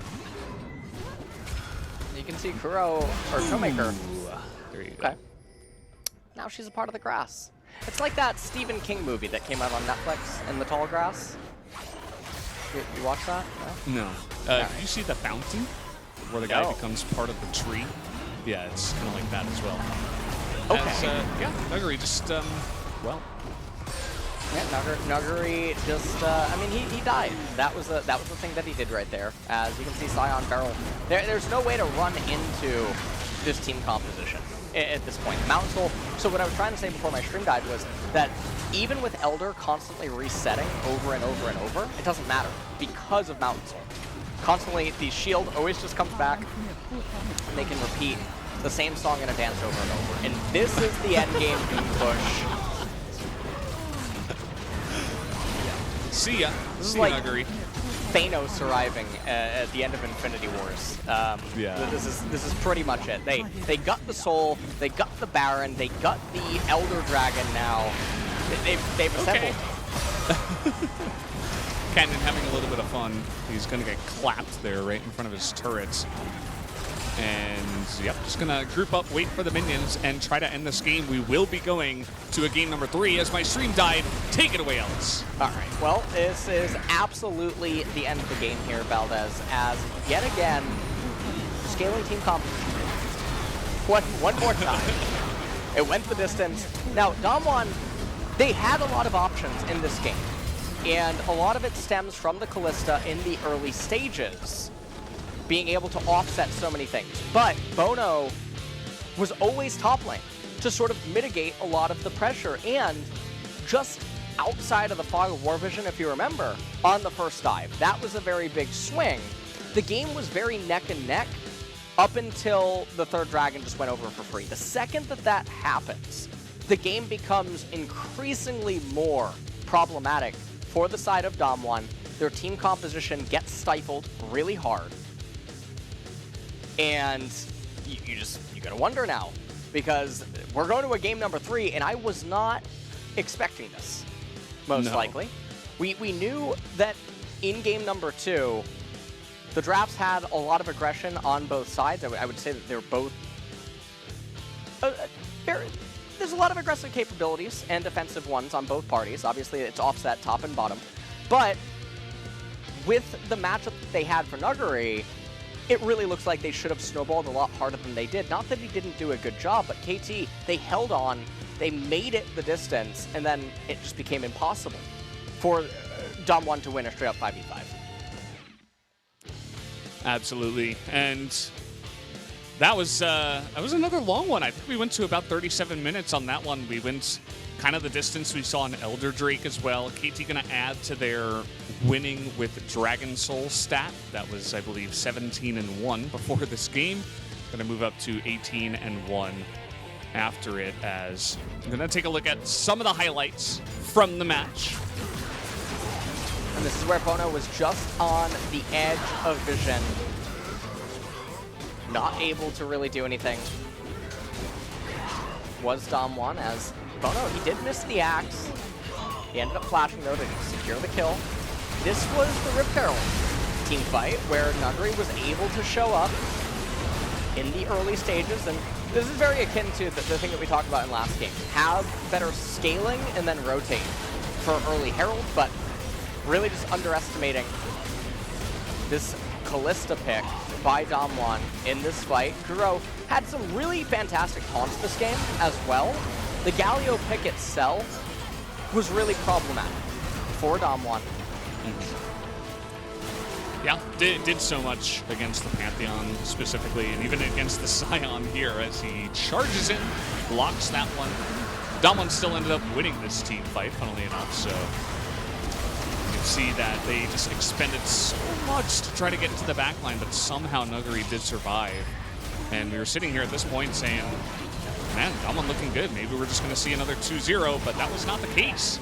As so much action in this game, and KT were able to actually pull it into their favor as the clap comes in here from Kuro at the end. And taking a look at this fight, this was really just the phalanx maintained. No one can get to aiming. And I thought that Damwon, they would just back up at that point, but instead, no. The Pantheon shoved himself back in, looking for more action, and it did not end up panning out whatsoever. As here, this was the Grand Skyfall, and that E, I am so curious how much damage it prevented on the side of Pantheon, but just getting sniped by the Varus. Yeah. Real snipe there. I think if they went like a half second later, he might have actually been able to get in there, survive, and potentially smite steal. Not sure if it would have changed the way the game was going, as you were pretty much correct in calling it over once the Mountain Soul was collected by the side of KT. The Scion pick not able to really do a whole bunch in this game whatsoever. Never really found any ways to deal damage or have reliable engages. And a lot of that stifled by the Morgana pick with the Black Shield. Makes it very difficult in the early laning phase to get a lot of value, and even in the later stages, the beefy boys of Olaf, Ornn, and Galio protecting the Varus with a Black Shield to couple it puts all the pressure on Showmate. And he really was trying so hard in this game. Tower. 나 탈진 박을게. 라인 없어도 나 불시 봐줘. 르블 한번 볼게 이거. 야 불시 봐줘. 야, 이 새끼. 불시 봐줘. 타워부터 오른쪽 타워부터. 오른쪽 타워. 탈진 박을 거냐? Saying take the right tower, take the right tower. 잡았고, 나이스. 나이스. Nice. 잘했다. 근데 오른이가 좀 Actually, he said 나뭐 안 nice. 했는데. Oh, okay. 한번 Thank you. Yeah. Just wanted to clarify that. Yeah. Yeah. Perfect. And that damage was pretty nice, if I can say so myself. 44,000 at the end of a 35-minute game. As it went the distance, and early on, you could see that damage graph of Nuguri, you know, might have been impressive early on in the game, but it is nothing compared to the massive one of the Varus here. As this does end up being the 1-1 now, we are going to go to a third and final game for the best of 3 to decide who is going to go up against Dragon X in the next round of the playoffs. And it has been pretty close here in the series. KT proving that they can, in fact, fight back. Yep. Well, we'll see what game number 3 has in store for us, Valdez. I'm going to pay attention to the draft one more time, because so far, we're 2 for 0. Yeah, the draft has been kind to us so far. And guys, we're going to take a small break before we do come back for that game number 3.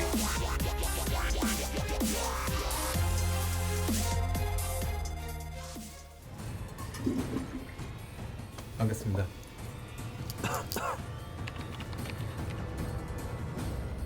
잠시만요. 치즈버거 세트 하나 주세요. 잠깐 손 씻고 드셔야죠. 감염병 예방의 시작은 손 씻기입니다. 올바른 손 씻기를 통해 감염병을 절반으로 줄일 수 있습니다. 이제 올바른 손 씻기 6단계로 스스로의 건강을 지키세요. 감염병 예방은 내 손으로. 올바른 손 씻기. 질병관리본부. 얘들아 승용보 올려라. 마지막에 에이 TFT 모바일 도동동작 또로로로 갤럭시 푸동동작 에이 TFT 모바일 도동동작 또로로로 갤럭시 푸동동작 또 떨어져 허구와 날라다타 여기 갤럭시 너의 자식 얼럭키드 너의 두뇌 그래서 타지 않아 21세기 네 전략 이래 전략 능지 차이 나는 널 능지 처참히 롤 아재 롤린 이돌 롤린 인더들 잘게 누나 막간 따마 회전 초밥 뒤집개로 뒤집어라 레디 새끼 TFT 모바일 도동동작 또로로로 갤럭시 푸동동작 TFT 모바일 도동동작 또로로로 갤럭시 푸동동작 라이어가 멋이 도동동작 TFT 모바일 푸동동작 5, 6월 설이 가득 찰 노동작 또로로로 갤럭시 푸동동작 하다 현타 푸동동작 TFT 갤럭시 푸동동작 유체 뉴 시너지 전설 등장 멋이 패치 우주 푸동동작 리그 오브 레전드 전략 게임 TFT 모바일 도동동작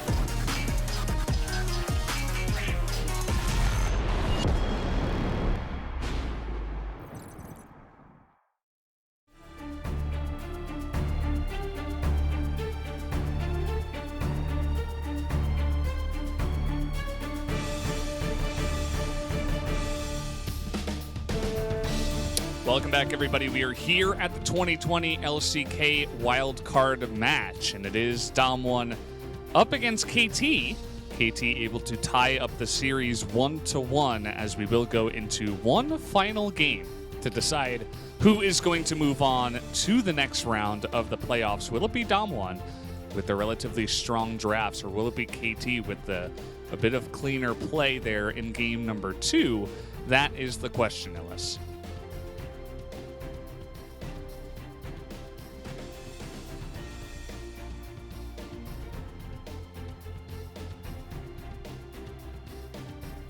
So basically, in game number 2 and 1, both of the red teams ended up having the more scaling team composition, and it came online in both of the series. Player of the game is going to go over to aiming on the Varus. He dealt in obscene amounts of damage this game, as it was really easy for him to be protected by all of his teammates, and then the Mountain Soul coming in just granted him that much of extra safety. As we take a look at some of the highlights, Pantheon could not find his way in at all.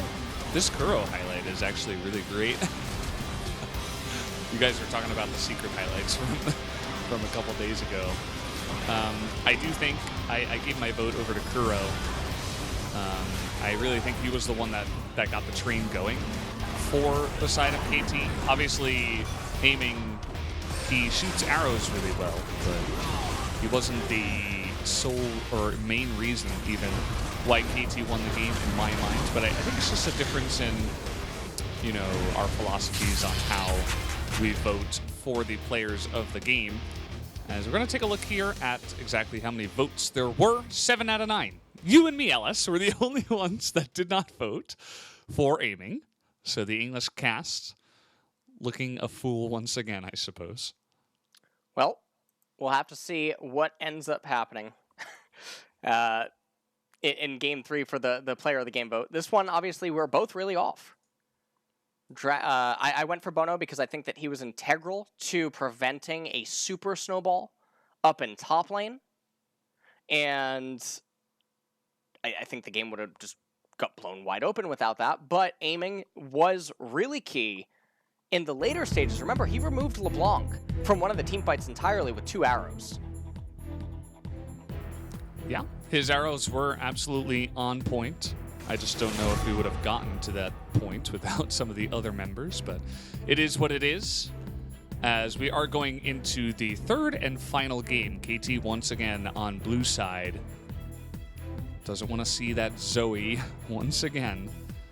And we'll have to see if Dom1 can kind of draft Kingdom then here again, as they did on red for game number 1, because that was absolutely one-sided, but we'll see how the picks and bans go differently this time around. Well, Olaf being banned away by Dom1. KT banning Zoe and Set so far.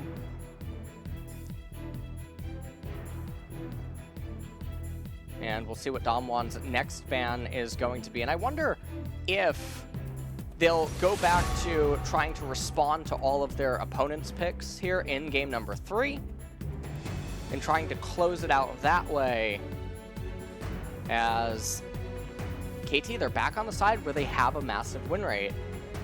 Historically, they've done very well on blue, picking champions up initially, but Kalista and Senna are both available right now.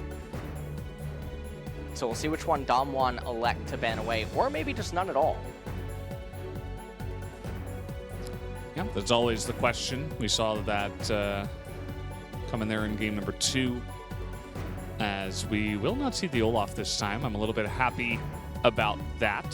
It's not like the Olaf didn't do work in game number 2 or anything, but I'd like to see some variety. No Trundle, no Olaf this time around. It's KT. They do have Kalista staring them right in the face. We'll see if they do go ahead and pick that up, or maybe they'll just pick up Varus once again.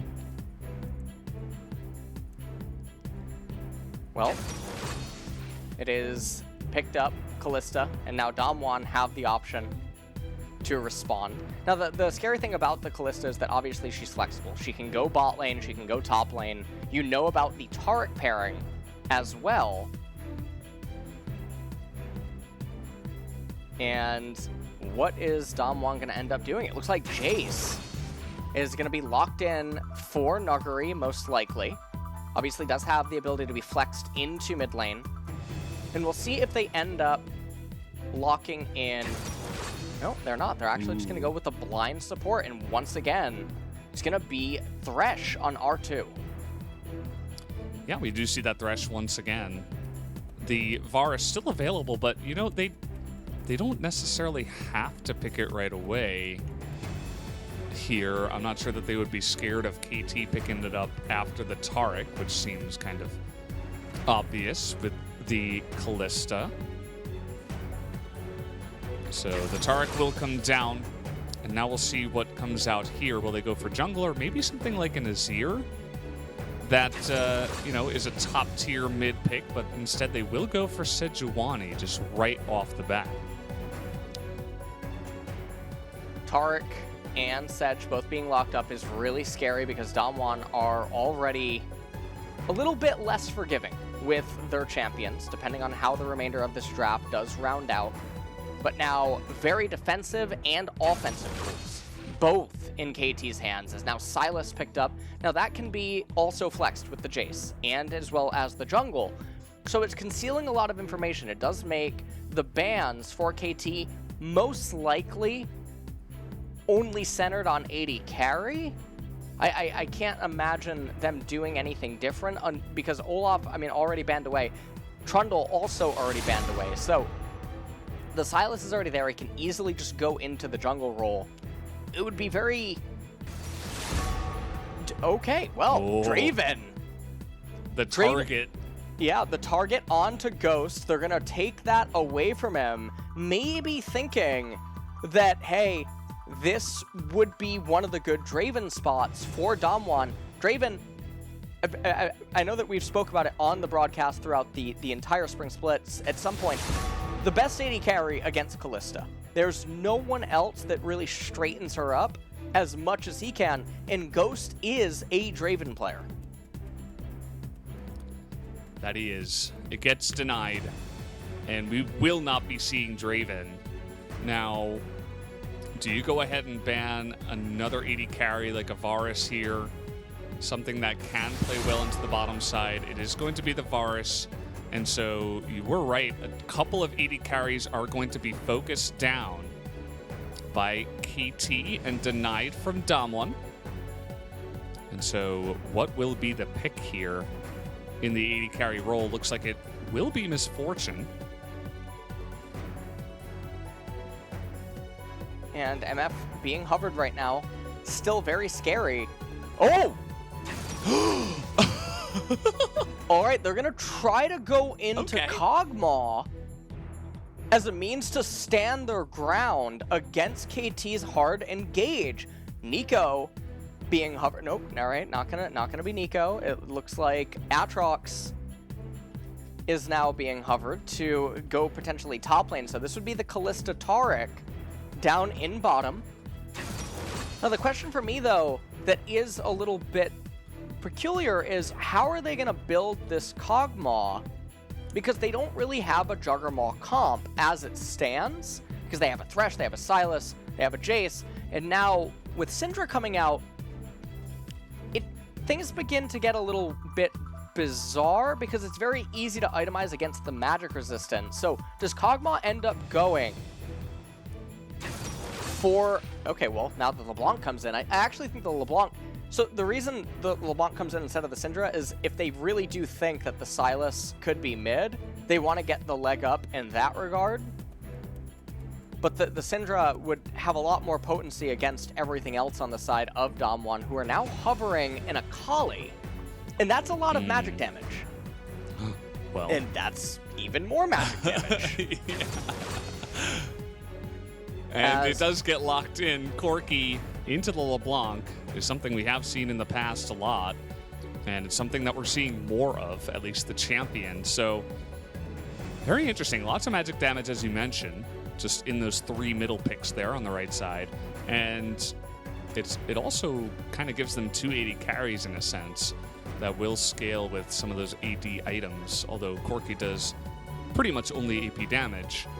So very interesting kind of scaling here on the side of Damwon. Yeah, there's a lot of scaling on their side, but there's also a lot of value on the side of KT as well. So this one's a little bit interesting for me to actually think about here. I'm gonna need a little bit more time, Valdez, to sort of think like who really has the edge coming out in this draft, because this is very peculiar. It's not every day that you see Corki Kog'Maw paired together, a Sylas who feels very off theme with his team composition, and then the Jace. Jace is the lone source of physical damage, so not a whole lot of incentive for armor on the side of the opponents. LeBlanc probably not going to end up getting Zanya's Sejuani, however, and Aatrox both should still have armor. Taric does have armor as well, but it really just needs to create opportunity for the Corki and the Kog'Maw to really bring the opponents down to lethal. So this one's weird. Take it away, Valdez. I'm gonna need a couple of seconds. Yeah, you take a lot of seconds. Oh yes, he's using the best skin, the Pugmaw skin. My favorite. I love Pugmaw. He's very cute. It really changes the image of Kog'Maw entirely, as normal Kog'Maw is very scary with his gaping, poisonous mouth. So, very much a big fan.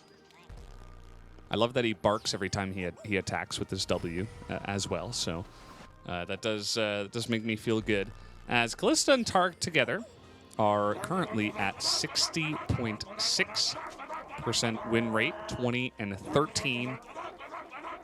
And we'll see how it does fare against the bottom lane of Kog'Maw Thresh, which is definitely something you don't see every day. How are you doing over there, LS? You ready to take it away and you give us your prediction? I'm thinking that I think the drafts are both really close. I think that they're both really close in some ways, because there's clear weaknesses on the side of Damwon that KT can really abuse, but likewise Damwon, if they're ever able to just stabilize, things get scary, and then 4 items forward, Damwon should never be able to lose a team fight, realistically, if they can get there. But the mid game is what's so scary for me, given the dynamic, because Sejuani has so much potency. I would rather be Damwon, and I think I'm gonna give them the leg. I'm gonna predict Damwon to win this game. Okay. I'm gonna predict KT. All right. I'm gonna take polarity. The other side. Polarity between us. Yeah. There's only 2 choices, so I'm gonna go for the other one. And I feel like I'm just a little bit biased though, because I look at the players and what they're playing rather than just the drafts on paper, which is of course not what you're rating it on. But yeah, I mean, Kuro, he's back on LeBlanc. He was one of the main reasons why we actually saw a LeBlanc resurgence in the LCK. He played it a couple of times and just rolled face on it. And then Faker's like, oh yeah, I play that champion too. He started playing it. And then it started getting banned a lot because everybody was like, well, this is a real problem. We can't just pick, kind of stale, boring farming mid laners against some LeBlancs that just tear our team apart and tear open the mid lane.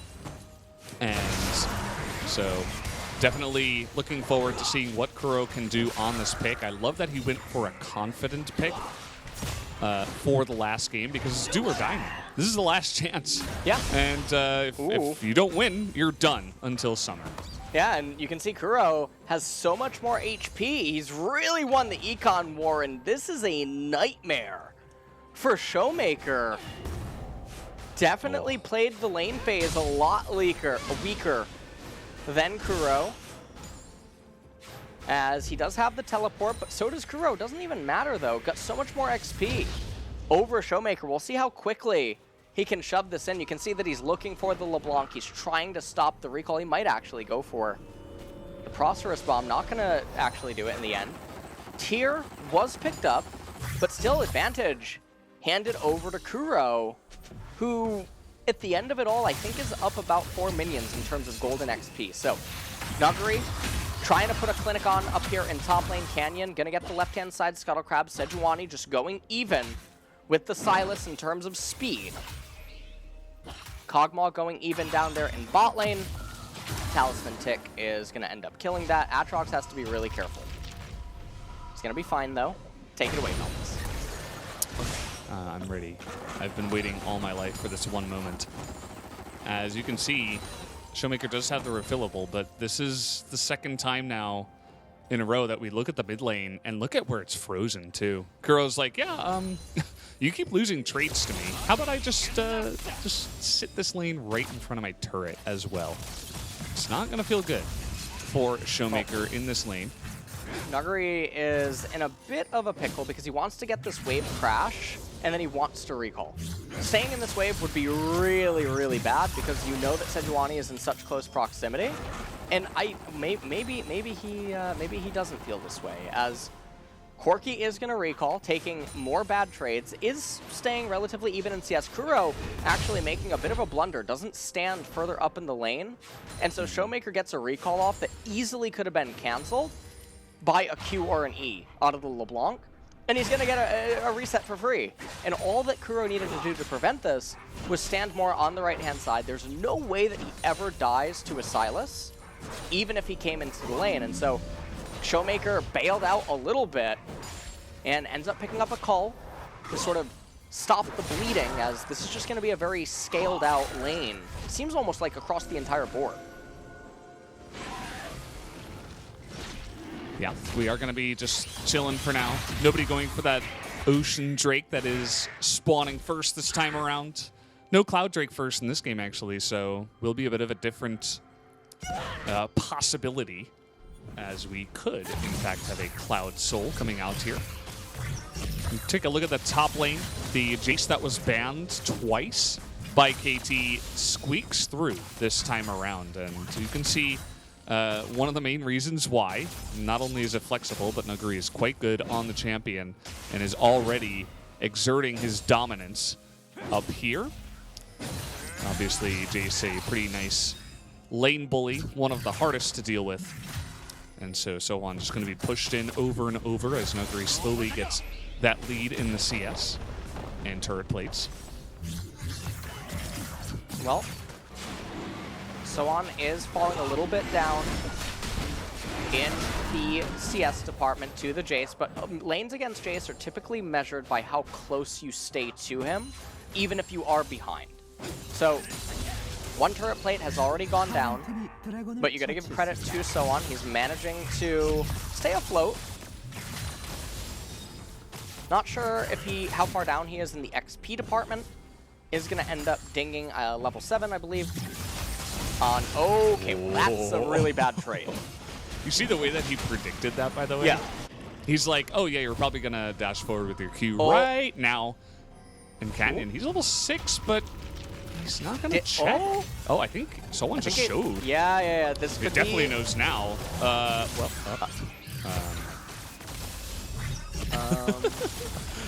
They're gonna play it safe, it seems. Okay. Now they know that Sejuani is on the right-hand side, but it doesn't look like Cog and Thresh are in any danger. And also, the question that I was asking earlier on is, which variation of Kog'Maw do you end up going here? Because there's merit to going for attack speed on hit Kog'Maw. That way you can get to Guinsu's, you can get the Wit's End against the LeBlanc and the Sejuani, and Runon's Hurricane and whatnot. You can go down that route with Blade of the Ruin King. And alternatively, there's lethality Kog'Maw, so that you're not lethality, crit Kog'Maw, so that you're able to do more physical damage and mix up the kind of damage that's on your team. And it looks like he will be going for the Bilgewater Cutlass into the Blade of the Ruin King, most likely. And so it will mix up the damage that is present on the side of Dom1. And Cloud Dragon coming up second, not the end of the world. Typically, third Drake is when scaling team compositions start to come online, bailed out by the Lantern. But yet again, scaling team comp rotates for early Herald. They could have just been in bot lane. Yeah, get that Kog'Maw fed and ahead. He's going to come in here and steal Showmaker's farm. That's not great. It's like, well, all right. Now, I suppose they thought they could take a fight, especially because the package was available for Showmaker, and maybe they could get something going, but it generally does not pan out very well, especially up against what KT has in their lineup. So another bit of a blunder there. They are going to go for a lane swap as Jace is heading down bot with aiming, actually having picked up that Rift Herald. And they're going to go for the ultimate here. Not expecting this was Kuro, but he's going north. Okay. He's going to try to hop back, and with the flash, it looks like he is going to get away, even though the big one is going to shoot him in the face. But did take a big chunk of damage, so will have to back away. Doesn't quite have his teleport just yet. So Showmaker could have taken a plate here, but decides against it. Yeah, and so one of the interesting things is that Damwon, they should have accounted for the bounce back on the LeBlanc there, because even chasing LeBlanc through the jungle is still a really big win. Showmaker would be able to get 2 turret plates, crash the minion wave. LeBlanc would lose out on all of that while she's running for her life with distortions through the red side jungle of Damwon. But instead, they try to chase her up towards the Raptor camp, forget that she can blink back, and nice attempt by Kuro, ends up being successful, and he finds a way to get a recall off. Doesn't end up losing all that much. The gold score is so even right now in this game. Things are definitely dicey. And it really does speak to how closely matched these two teams are. Just in game 1, kind of slightly going Damwon's way, and then game 2 slightly going KT's way, and now game 3. Early game pretty close so far, as it does stand. Now the scaling team comp does have a little bit more gold in their pockets as of now, but the majority of that is in the top lane, because Nuguri does have that big difference up there. He's already taken out 2 turret plates. And of course, the Rift Herald still hasn't been used, so it is going to even up once that objective does come down. As Kuro, once again, being a little bit of a bully in the mid lane, having a bit of fun on his LeBlanc. And KT, I mean, they're sort of just sitting pretty. Now, Showmaker, he's going to have the cull completed here soon. Most likely Yumu's Wraithblade on completion here for Jace. Now, I'm curious to see if he'll run down towards the dragon and then teleport back up to top. That would be an option to get themselves the Cloud Drake as... Oh. Okay. Wow, okay. Well, that was really close. As Rift Herald summoned now, they're going to get a lot of gold onto aiming. Yeah, that they should. Bono's here too. Hook will come down here, but Fate's Call available. TP's coming in from both sides. As, okay, right in the front there, he's just going to get flayed to his death as Kuro teleports to certain death in the front there. Expected to have a chance to hop away on the LeBlanc as everything diffused so quickly. A lot quicker than he would have expected, I imagine. Yeah, so they end up getting the turret plates, but the problem is Kuro donates the exact amount of gold back and then more because it's kill plus assist. And also wastes a lot of time on the map. This is a lot of XP in mid and gold that he's now going to be losing by dying. So the total effect is felt a lot more. It's not just the turret plates versus the kill and the assist. It's also the mid minions. Now KT, they're going to bounce back though. See ya. Yeah, killing Barrel.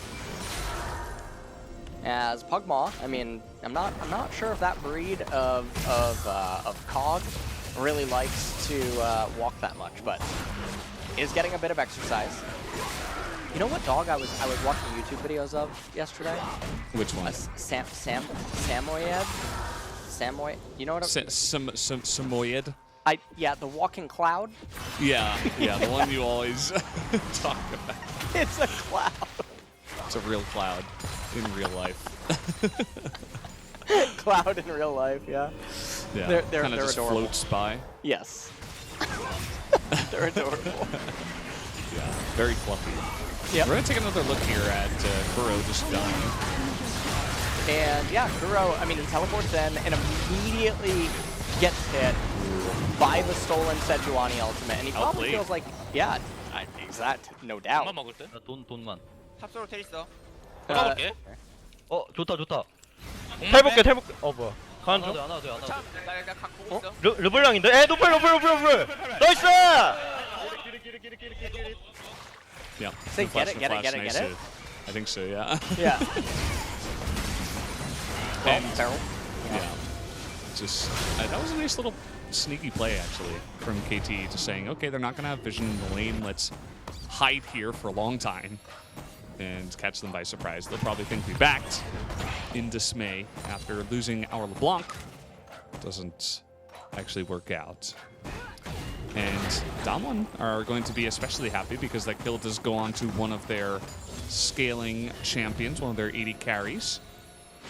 Showmaker especially famous for his Corki in the Corki Azir meta and afterwards. So it's cool that we see Showmaker on Corki.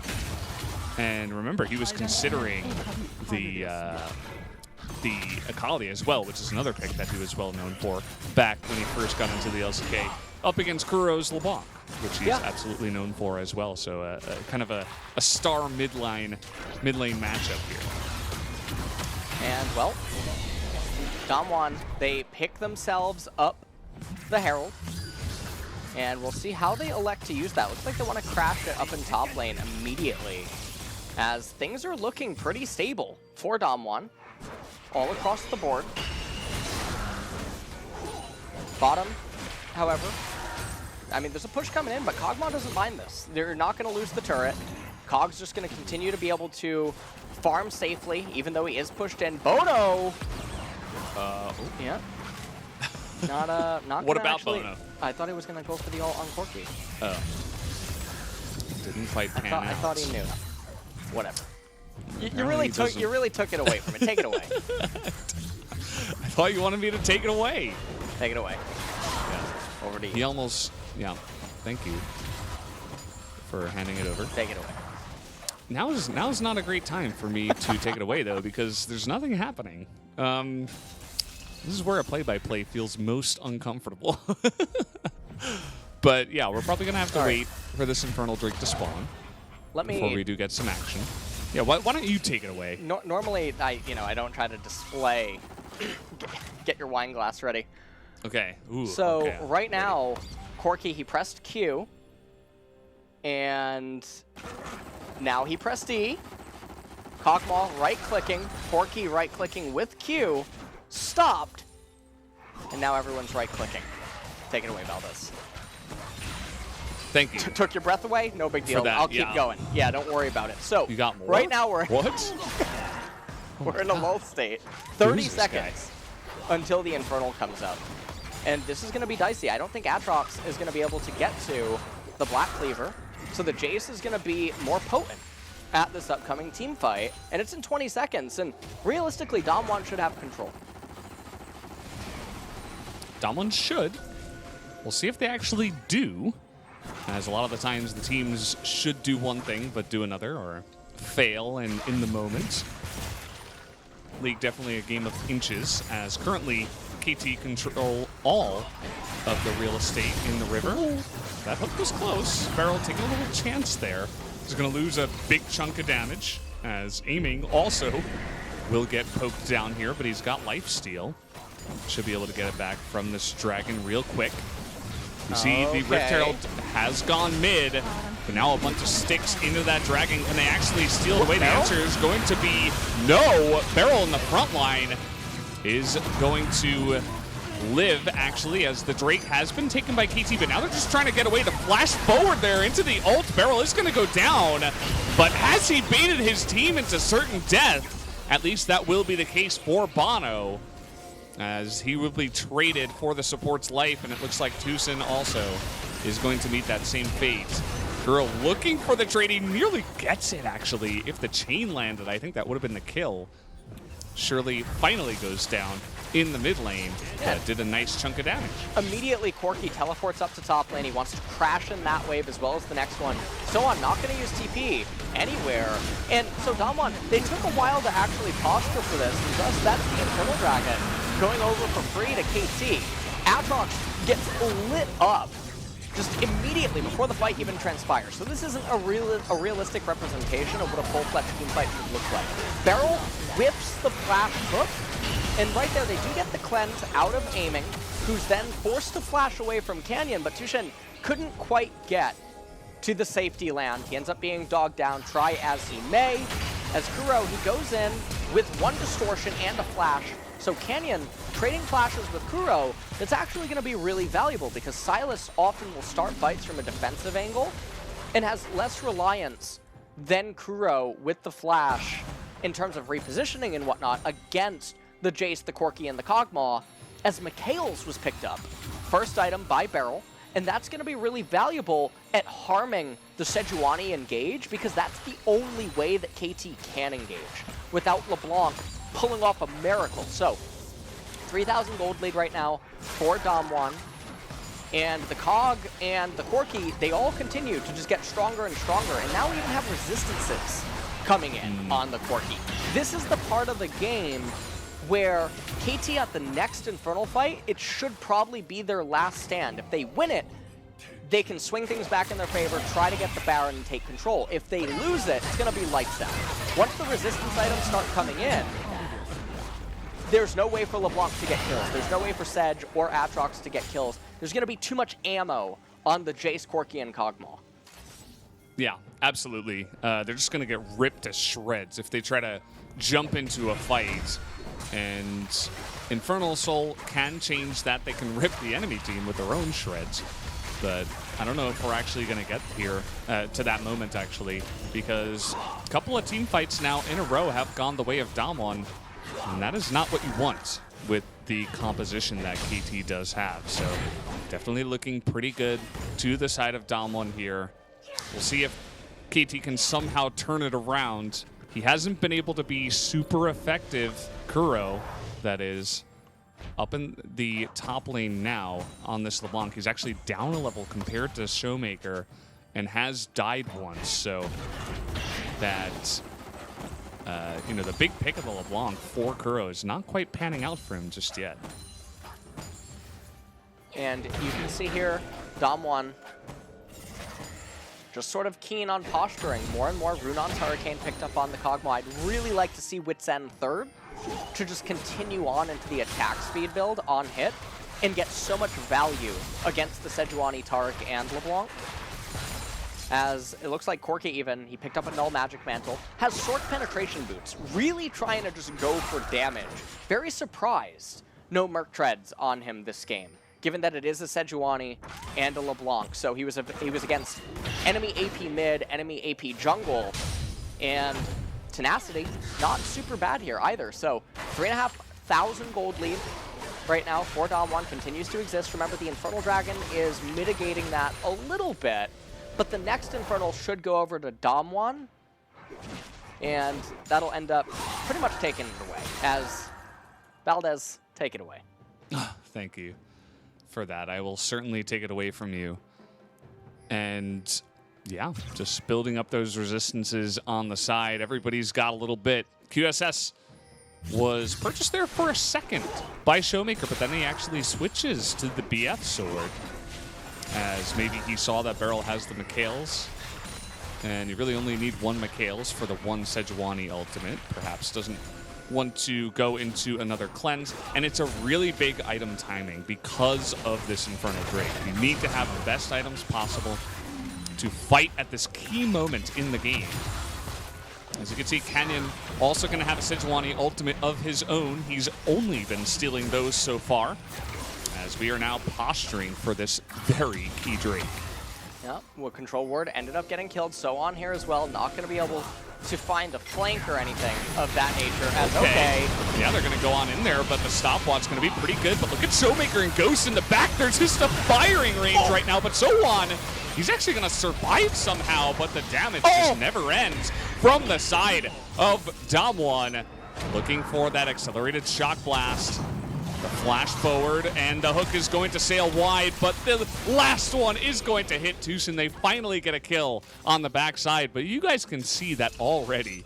These team fights, especially when KT trying to funnel into that little alleyway, in the jungle, it's not going to go their way against Kog'Maw and Corki. So the way that these two team compositions, even though we've outlined it a couple of times, it's mostly like a firing range. If they try to go into Damwon, they need to clap them in one fell swoop. And if they can't do that, the stand your ground on the side of Kog'Maw, Corki, and Jace is just way too valuable. They almost get Aatrox, and it was a really nice hook by Beryl, but you can see Kalista can't go forward. Sejuani can't go forward. It's too much damage. And honestly, I mean,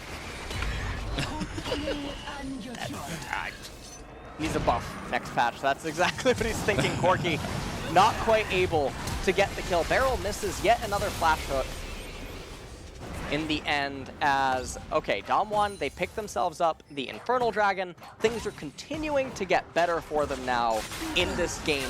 Aiming is going to need to be a hero because you can see that LeBlanc, she's not even itemizing damage anymore. She's itemizing luxury. Or not luxury, I should say. She's itemizing utility. She's getting Banshee's Veil, but it's too easy for Kog'Maw R and Corki R to pop that. It's very easy for them to bring the Veil down. So it ultimately just becomes a little bit of AP, and then the magic resistance. If your LeBlanc is building defensive when the game is neck and neck in a bit of a knife fight, you have a really big problem.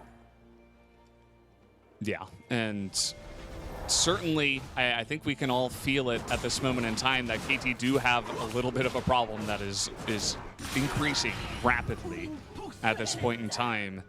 They're going to have to rely on that hard all-in engage that you were talking about and giving aiming the chance to do exactly what Kog'Maw and Corki did in that last fight, which is just stand back and fire away. As you can see, the Corki damage is just immense at this point in time.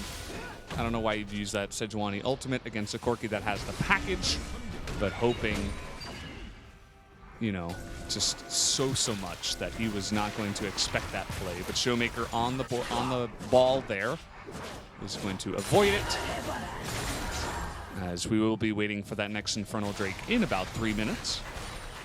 It looks like Ghost, I mean, he picks up a Hex Drinker to mitigate the LeBlanc, so it's not actually going to be the Wit's End, and then he picks up a Pickaxe. So we'll see what ends up being his next item of choice. As Showmaker really close to getting the Infinity Edge.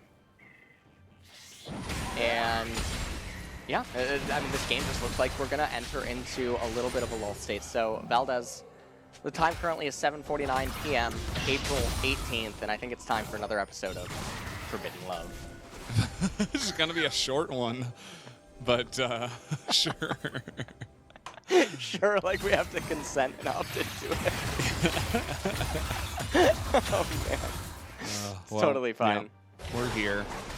And, yeah, I mean, we absolutely are not going to have action until the Infernal Drake does spawn. I don't think either side is really going to try to push the issue at this point in time in such an important game. Both teams still 2 Drakes away from any kind of soul. Well, okay. We are. yeah, I'm not so sure about this one. I mean, aiming doesn't take damage because able to have that shield as well as the healing via the Bloodthirster and the Blade of the Ruin King. However, Kuro does take a little bit of damage, going to end up recalling himself. And I don't know what aiming is going to get. Maybe Stopwatch here on his recall? No, going to actually just pick up another defensive item. So Null Magic Mantle is picked up. As you can see that Aatrox is trying to make his way towards the Death Dance. But honestly, in these team fights, Aatrox, it's so hard for him to find any sort of an engage. You're never going to be flanking this Damwon team composition. So it's mostly like he has to run straight into Damwon. And if you see an Aatrox running straight at you, you don't really care. You'll just light him up. He's not tanky or durable enough, nor is he threatening enough to the front line of Damwon, at least when they're so protected by all the damage that comes out by Kog and Corki.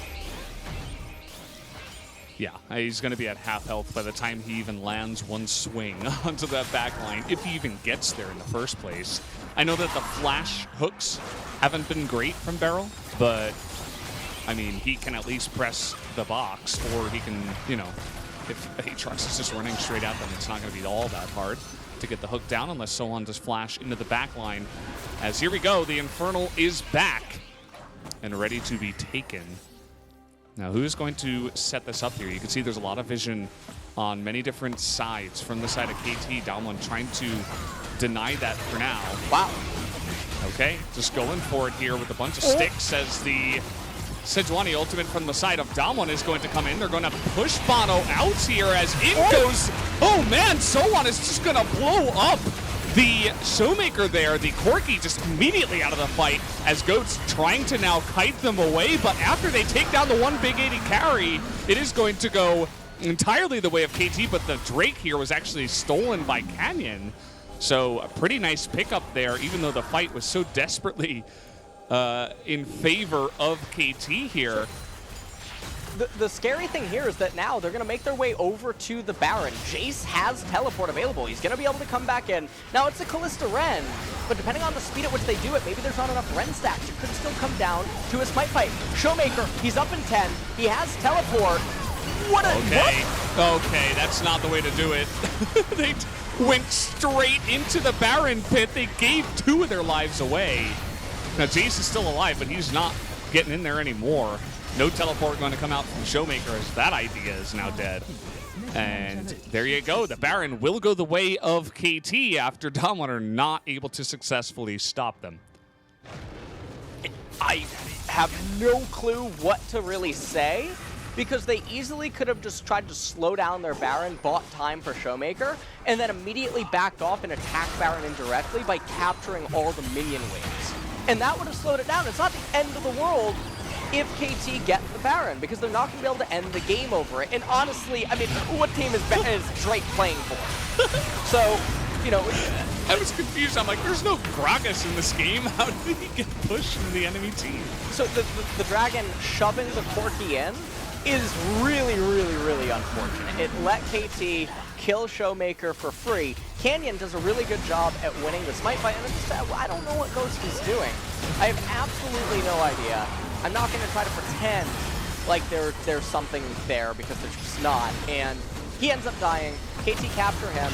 And remember, I mean, there was a mid-tier 1 turret up, Valdez. There was no reason to do that. So just like in game number 1, they just did something for super no reason, and they threw away a really good and stable game state. Not to say that they're not still with an advantage or in a lead in this game. They absolutely are. They might lose 2 more turrets at the end of this Baron push, but they're not going to lose the game. They got the second Infernal Dragon at sole point. So Damwon are still sitting comfortable, even if that fight was a little bit reckless. Yeah, the game is absolutely not over as just point-blank ultimate straight into the Kalista. That does get cleansed. Aiming does have the cleanse here as Showmaker going in. You can see already he's doing some pretty nice chunking damage with a couple of crits straight to the face of LeBlanc. The push coming in here from KT, they're trying to get as much value out of this Baron as possible. As another teleport is going to go top lane. Doesn't look like Showmaker that time around wants to challenge the LeBlanc. He's just going to Valkyrie away.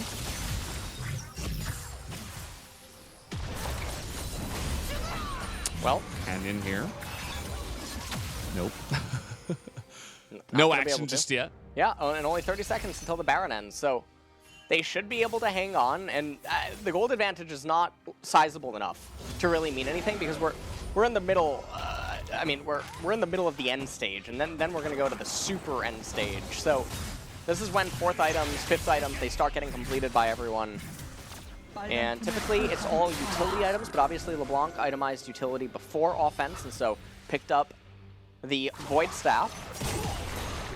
Finally, Maw of Malmortius on the Kalista as well. Things can get a little bit scary, and yeah, turrets end up falling. So at the end of it, it's about a 2,500 gold advantage for KT, as Aatrox is now building tank items. So he seems like he knows his role in this game. Just be a frontline and die and try to survive as much as possible in order to create space. Silas, just at the end of his cooldown there, he had stolen Kallista's ultimate, the Fate's Call. And he wants to be ready to steal another ultimate when it does come time for this Drake. As that's really going to be the juicy item on the menu. Everybody's going to be looking for that one. Kuro, nice little trade to start us off, but the package is also going to be available here for Damwon. And all Showmaker has to do is you know, just not get burst 100-0 by good old KT Infernal Drake this time around. And you can see that the Infernal, or the LeBlanc is so key at trying to do stuff, but she has to be really careful because of stuff like that. Now Tarek will be able to heal her back up. Canyon is maybe biting. Okay, this is, why did it look like he was invisible? Yeah, I don't know, that was weird. I think it's because he has an elixir. Okay. Still looking for the catches here as the big package is going to come in. And Kuro, he's going to get hit by the Silas, and down he will go. The burst damage comes in from Damwon, and they will pick up this Infernal Soul. They just burst that down so quickly that Drake had no chance. Damwon really angry at the Drake after that last fight. As now with the Infernal Soul and double ED carry at 35 minutes into the game, can Damwon lose? Is the only question I'm asking. Damwon they're light years ahead now. The Infernal Soul is going to invalidate a lot of the resistances that are present on the side of KT. Without a mid laner, I don't even know. It's just an execution right now. It's a firing squad by the Corki and the Kog'Maw. And I don't know what KT is supposed to do at this point. Kuro doesn't even have teleport. It's not like they can look for a flank. This is going to be red buff going over as well. So Kalista, not going to have that for the Baron fight. Things are really scary. We take a look at how this happens. Dushin just gets completely blown up by the Corki. And then Showmaker basically says, I'm gonna go in here. He misses the Prosperous Bomb, but it doesn't matter because Canyon was there, and that was the Infernal going over. Now, interestingly, Bono doesn't try to go for the steal, even though I believe he had Flash. And I think going for the steal there is worth it, even if you die, because I think KT would be able to hold off. Maybe I'm wrong, though, at assessing the map state. Don't quite have it in my memory. That's a lot of damage, Valdez. Three of them just bunch up for Corki Jace. That's a real feels bad man moment, as nothing now is going to go the way of KT. There's not even like backdoor potential or ways to play out the map from here.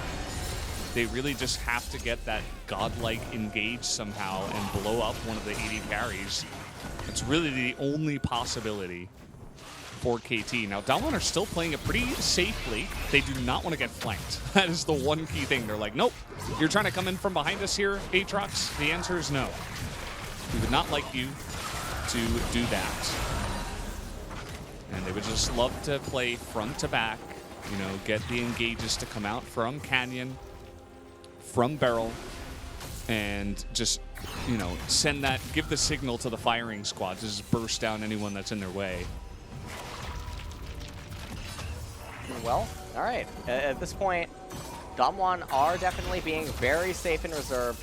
Kog'Maw actually picked up the Executioners as well. Just sold it for Zeal, I believe. And so not going to have that in the team fight on the Runon, instead valuing the attack speed and a little bit of movement speed there, as well as, okay, this, KT, they are, all right, well, this is one way to try. Yeah.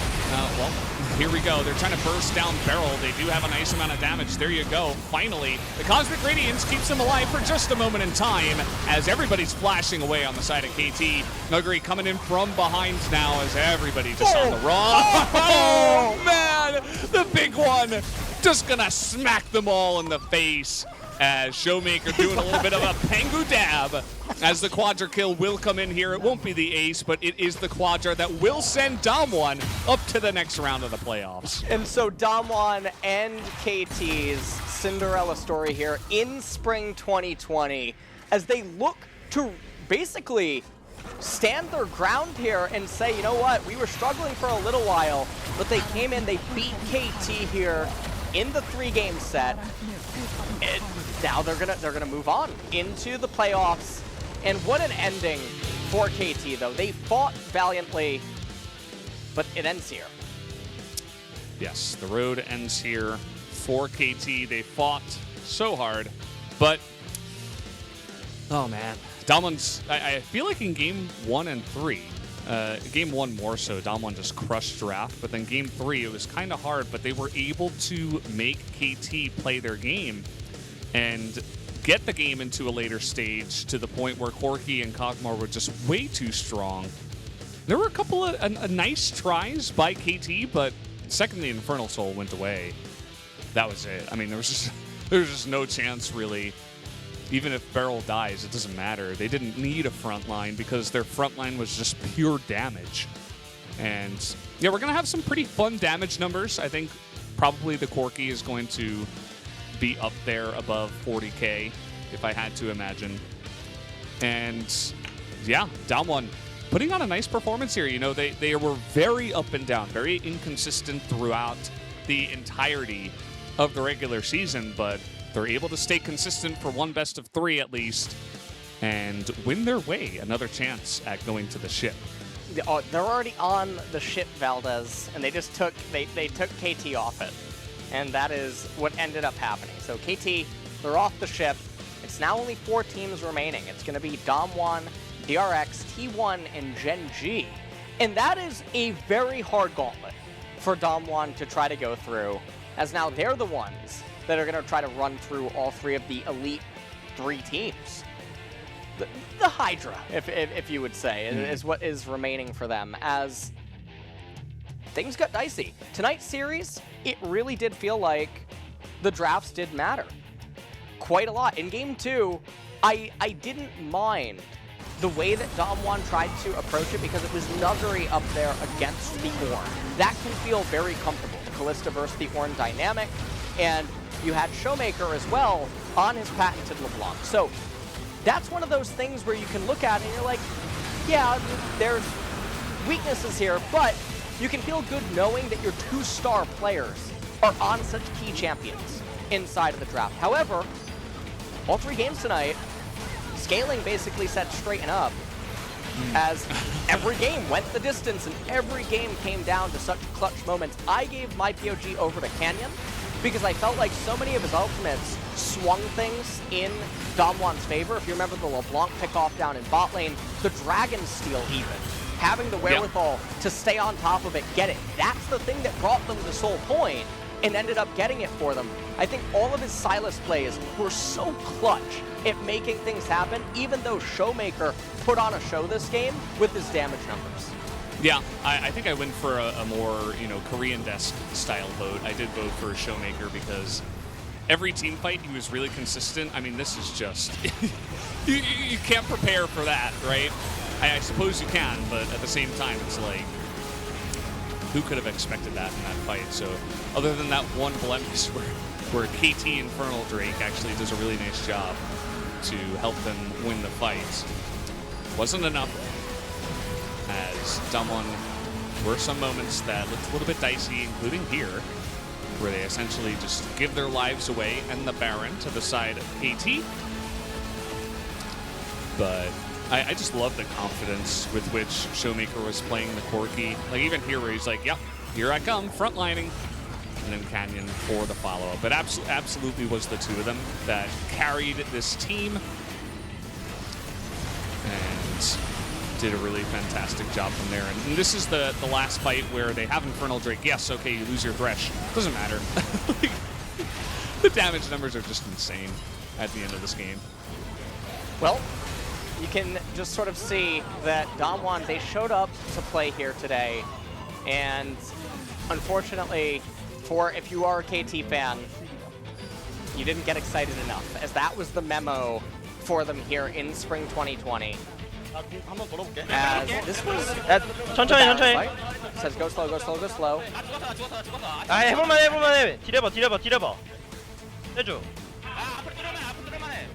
칼리 노플. Kalista no flash, Kalista no flash. I got it right. 아! 뿡! Boom. Thank you, Alex, for the translation. Nice. The boom.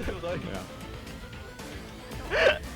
Obviously, they are ecstatic after that victory because they know they move on to the next one as the Corki number is pretty insane. Nuguri didn't really receive too much attention from us, but obviously the Jace doing a pretty sick amount of damage as well. Felt like the Corki damage was sticking a little bit better in those ones, but very consistent as always was Nuguri from the top lane.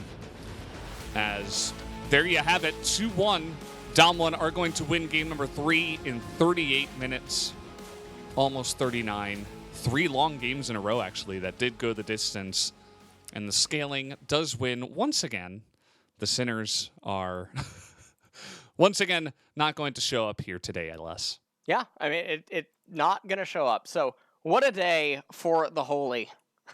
As the sinful team compositions ended up all losing here today. We'll see what future series has in store for us. It's always a treat to watch champions like Elisa, Olaf, and Atrox struggle to do things sometimes. But I guess Olaf was on the side of victory here today.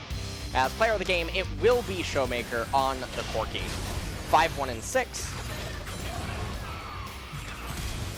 And this was the pickoff on Tukuro. If you, you know, that was a Canyon highlight, yeah. not as this one turns out to be a Showmaker highlight, but it's really more of an Infernal Drake highlight. Yeah, the Infernal and Soul. a scaling comp. Yep. Highlight. As eventually much they just value. did too much. Just way too much. Corky's laugh, yeah.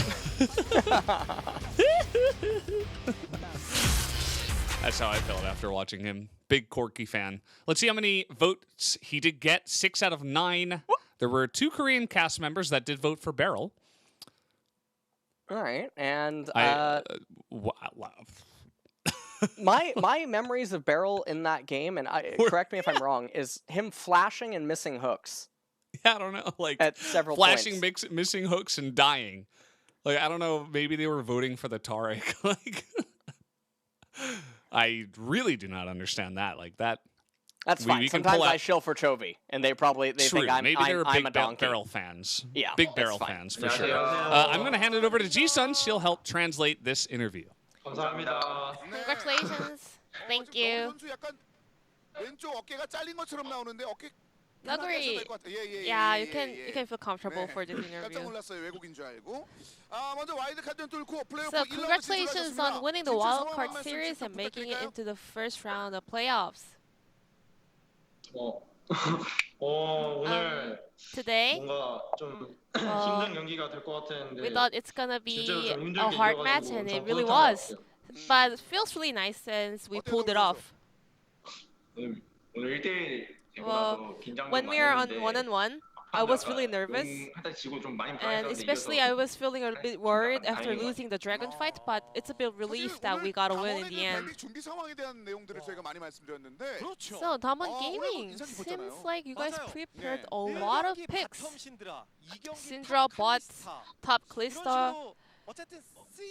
So, I mean, those aren't like so unorthodox, but at the same time, those aren't the mainstream champions in the current meta. Did you guys prepare for the wildcard series specifically? Well, Syndra bot, Kalista top, both were like whipping. I mean, it was on the meta for a bit of a time, and we were waiting for the situation, and today was the right time. Then what was the plan in going for the Pantheon jungle? So, what was the feedback after that game?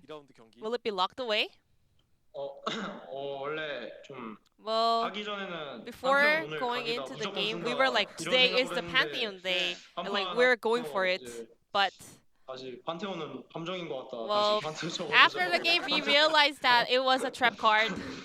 근데 느낌은 충분히 줬어요. 어떤 식으로 쓰겠다라는 I mean, 느낌을 we 충분히 did 준것 get some 같은데 impression 너구리 from that 선수도 play, 사실은 뭐 소환 going in so 선수와 hard. 정규 스플릿 때 좀 얽히고 And 섞인 장면이 많이 Nuguri, 있었잖아요. 상대편에게 how 뭐 was 쏠 장면이 your 있었습니다만 top lane 오늘 competition 도리어 또 up against Sohan? 잡아내면서 그걸 좀 Because you 돌려준 got solo 장면도 kill 있었는데 during the regular 어떻습니까? split, 오늘 but 이 장면 today 한번 돌려주기가 you 이런 solo 마음은 좀 killed him. 있었나요? Did you want that revenge? 시작하기 전에 기사를 봤는데 제가 Well, 솔로킬을 좀 많이 당했더라고요. 소환 선수한테. I saw an article before today's series and I got solo 그냥 killed 알고 by him a 있었고, lot, so I 오늘 was aware of 첫 that. 카밀에서 제가 또 And in game number 처음에 1 on 다이브까지 좀 Camille, 잘 성공해서 I 약간 pulled off a 복수했다고 really 생각합니다. good dive, so I think I kind of got my revenge today. 그래서 너구리 선수가 사랑을 많이 받는 만큼 별명도 정말 많잖아요. So Nuguri, you also have a lot of nicknames, 네. 아까 뭐 고립 그것 때문에 뭐 especially about the isolated deaths. So some people 너구리 call you isolated Nuguri and stuff like that. 더구리 뭐 이런 얘기도 있고 You have a lot of cute 별명들이 굉장히 많이 nicknames 생기고 있어요. 엄청 잘한다고. from your in-game plays. 어떻습니까? 뭐 마음에 드는 별명 좀 How do you 생겼어요, like 이번 it? 스플릿 Do you have any 들어와서는요? favorite? 별명이 일단 Well, 너구리를 제가 좀 저번에 인터뷰할 때 들었는데 좀 재밌더라고요. I mean, I like things that were really cute, but sometimes I feel embarrassed at the same time. 별명 들을 때마다 Whenever like people give me a new nickname, 옆구리부터 해가지고 well, 그냥 starting 부끄러운 것 from 같아요. the 아니, 그래도 everything 그렇게 starting 잘하면 from 아무도 last 할 말이 year, 없으니까. sometimes I'm really 칭찬을 embarrassed 얘기하는 것 같아요. and 그래서 shy. 사실상, 올 LCK 팀 가운데서도 가장 강력한 탑솔로 후보가 바로 이 And 너구리 선수라. Nuguri, you are one of the 어디까지 strongest 올라가는 게 candidates 중요한 게 for 아니라 the 이미 all 지금 LCK 보여주는 얘기가 team 있기 때문에 lineup. 이런 애칭 담긴 별명들이 있는 것 같거든요. 그럼 And those 본인은 kind of nicknames 어떤 kind of 별명을 좀 reflects 불리고 how 싶어요? many 들렸던 people 별명 are 중에서. actually paying attention to your play. 저는 들었을 때 좀 매운맛 너구리 그거 I like 그게 좀 the 제일 spicy Nuguri 최근에 one. 들었을 때 기분 좋았던 것 같아요. I felt really nice when people called me the spicy Nuguri because it kind of means that I performed really well and really aggressively. 이 시점에서 쇼메이커의 얘기도 좀 들어봐야 한다. I wanna hear from Showmaker as well because 너구리라는 별명이 있을 정도 고립대스가 좀 많잖아요. Nuguri does like make a lot of isolated deaths. 커버를 잘해줘서 But 어떻게 넘어가는 at the same time, Showmaker, you are really good at covering all the situation and not kind of making a huge deficit coming out from isolated deaths from Nuguri. 허건 형이 많이 죽긴 하는데 I mean, Nuguri dies a lot indeed, 그래도 이제 but 저렇게 공격적으로 할 when he- 만한 탑이 그만한 탑이 없으니까 I believe like there aren't many top laners who can like play as aggressive as Nuguri, so I think he got a lot of 그런 strength. 얘기를 들을 만큼 대단한 화력을 가지고 있으니까 너구리 선수가 아마 거기에 대한 그 강점을 Yeah, indeed. 서메이커 선수도 말씀해 주신 것 같은데 Nuguri does have a lot of strength in terms of aggressive play. 뭐 픽에 관련된 뭐 여러 가지 내용들이 좀 많이 나왔었잖아요. And we also 오늘 원하는 witnessed a 픽들이 lot of 꽤 new 많이 picks 제대로 like 적용된 것 Kog'Maw. 같습니다. 아까 뭐 판테온은 좀 아쉽다고 말씀하셨으면 Well, even though Pantheon didn't really end up well. 좀 오늘 약간 이상한 픽이라고 Well, 해야 today, 되나 like maybe some 잘안 weird 쓰이는 picks 픽들을 많이 한 것 같긴 or 한데 unfamiliar picks. 아까 말씀하셨듯이 We tried a lot of 한참만 those, 빼면 but except Pantheon, everything was successful, I guess. 그러면 이제 3세트에서 또 쇼메이커를 상징하는 So game number 3, you played your signature pick, Corki. Game was going really smooth, but there was a bit of an accident at the Dragon fight. How did the players react to that situation? 좀 비하인드 스토리가 있는데 There's a behind story in this. 그 용전에 아이템을 살 때 So before the 산다고 Dragon, 했더니 이제 I told my teammates I'll go for QSS, but Burrow was like, we have Mikael, don't buy it. 바로 BF So I just like instantly bought BF sword, but he didn't really actually use the Mikael for me, so feels bad, man. 이건 남 탓이 아니죠? 네, 확실한 내용을 가지고. Well, this is not blaming, you know. 진짜 너무 웃기네요. 안 샀는데 좀 I mean, he told me not to buy QSS, but he didn't really play the play. He told me he's gonna guarantee stuff. Felt bad. 작년에도 제가 Even in last year, he said the same thing, and I actually died because he didn't use his active items. So I don't know. Feels bad. 작년 걸 기억할 정도면 뼈 깊이 남은 것 같은데 오늘 것도 살짝 좀 흉터는 So, 남았지만 빨리 잘 해결하시길 바라겠습니다. I guess Burrow keep repeating the same mistake, but hope you can work on it all together. 말씀드릴 수가 없는데 오늘 뭐 쿼드라킬까지 만들어내면서 So with that quadra kill of Corki, people are saying the Showmaker is back. 너구리 선수가 도란 선수를 많이 또 And also, 애정하는 장면들을 많이 보여줬잖아요. 그렇죠. Nuguri and Doran, there is a lot of storyline as well. 어떻습니까? 좀 기대가 됩니까? So Are you looking forward to 제가 the top lane 노란 matchup? 개인화면 보려고 그 핸드폰도 샀거든요. Yeah, I bought a new phone to watch Doran's 보려고 preview. 보니까 확실히 라인전에도 되게 So watching his 정교하게 preview, I think he's really good at laning phase. So I think he's really strong at laning phase. 어쨌든 그리고 일단 마지막에 킹존 인장도 막 띄우더라고요. And we also saw the King Zone emotes at the end of the game. DRX라고요? DRX 이제 거의 끝날 때 인장 띄우는 I 장면 좀 mean, 있지 at the 않았어요? end of the 고우 day, 선수가? game, 그러니까 didn't 크게 Ghost 인장을 use the 띄웠어요, 그때. King Zone emotes? 합의된 게 아니군요. 알겠습니다. I guess 네. the Agree and Showmaker aren't aware of it. 아 DRX 나와. 준비해놨던 거 같아요. 네. 인정. 일단은 뭐 어떻게 So, 보면 DRX와 지난번에 그 만남이 있을 때 약간 좀 애매한 느낌이 Last time 있었잖아요. against DRX was not a very 좀 clean 약간 억울한 game. 느낌의 숫자도 있었고. And you know, there was a very unfortunate 26 HP nexus as well. 그게 있었잖아요. You remember that? 네. 이제 다시 만나면 어차피 보면 And 어떻게 보면 it's 한번 rematch. 맞은 거니까 예방 주사를 맞은 거니까 And 세게 you 한번 guys 돌려주고 already 싶은 went 마음이 들 것 through 같은데 this, so I bet you guys want to pay it back, right? 이번에는 꼭 Well, 백도할 this 때 time, 그 when we go for a 트레이닝 식사 안 backdoor, 하도록 제가 we will make sure 전화를 not 쓰던가 to 이제 do the 26 또 again. 용준이 형이 테를 빨리 타던가 And I'm 하겠습니다. gonna make maybe Ghost TP earlier. 예, 몇 가지 있었거든요. 예. Or I can use Flash. 1초만 텔 빨리 탔으면 있겠다. 뭐 아칼리가 한 방에만 안 예. 그러니까요. 그러니까요. Yeah, that was the exact points that people were talking over and over again after that 뭐 unfortunate 끝나고 ending. 약간 제가 풀 썼으면 이겼는데 Yeah, 그 after the 생각하면서 game, I was just 많이 keep thinking, 속상했어요. if I used the Flash, we could end the game. So I was so sad. 만들 수 있을 것 같거든요. 어떻습니까? 끝으로 이제 DRX So, 연결됐습니다. 그리고 It's 표식 gonna be 선수는 DRX 오늘 경기 전에 versus 아마 Damwon 올라올 Gaming, and 것이다라고 Pyosik 얘기했어요. before today's 담원의 game, 그 he 솔랭 actually 포물이 predicted 장난이 that 아니다, 이런 얘기를 Damwon will 하면서 win today 아마 because 담원이 they are 올라온다는 so 얘기를 하면서 마주칠 걸 performing well at 예상했거든요. solo queue games. DRX와 이제 만나게 됐는데 어떻습니까? 각오 한 말씀씩 부탁드리겠습니다. So what's your mindset going into the next round up against DRX? 오늘도 약간 이기는데 뭔가 Well, I mean, we did win today, but we were really sloppy and 거의 바로 shaky. 이틀 뒤 경기가 And I think we only have 2 days. 잘 준비해서 So it's a tight schedule, so we will do our best to prepare for the next series. 저희가 DRX한테 Well, 좀 안타깝게 졌던 we had a 만큼 더 very 열심히 준비해가지고 disappointing loss up against DRX, so we will prepare harder and try to make a cleaner victory next time. So this will be the end of the interview with Naguri Showmaker from Damwon Gaming, and I'm gonna pass it back to our casters. Thank you.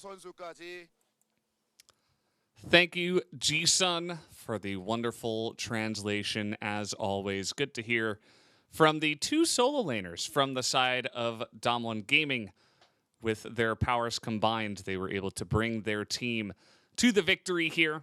And as they said, they've only got a couple of days to prepare for Dragon X, who were, of course, watching this series and studying exactly what Damwon does, what they like to pick, and how to pick apart their drafts, I'm sure. So will be very interesting to watch that match, especially because it will be a best of 5 between Dragon X and Damwon Gaming on Monday, 5 p.m. Korea time, as always. So will be fun to watch that match for sure. And I definitely think that that series could actually go all 5 games, whereas I don't think that I could actually say the same for any of the remaining series after that. So this might be the longest series that we've had in LCK 2020. Obviously, it is a best of 5, but the reason that I'm saying that is because Damwon are their own worst enemies. They constantly get advantages, and then they're all too eager to try to end too quickly, and if you try to do that against DRX, things can obviously get dicey. Likewise, though, DRX, they like to draft a lot of sinful team compositions very often, and so does Damwon, which means that there might be a lot of variance in those games. And even with draft advantages, I don't even know what that necessarily means for those two teams because of the manner in which it's likely to be achieved. It really depends on the way they're able to play out the drafts on the day.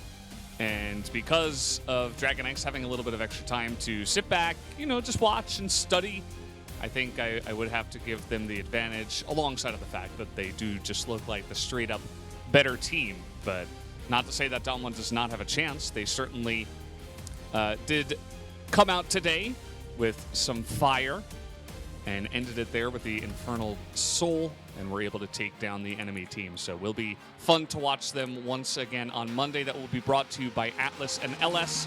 And thank you guys once again for watching. That's going to do it for us, and we will see you on Monday for more of the LCK playoff run. Good night.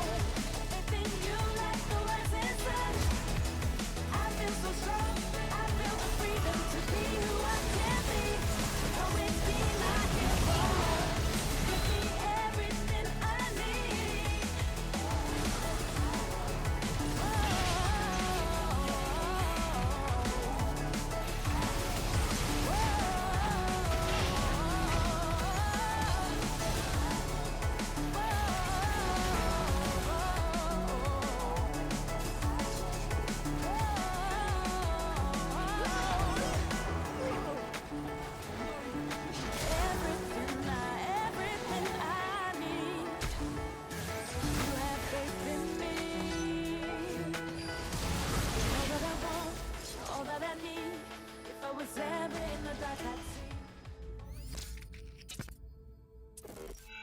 see.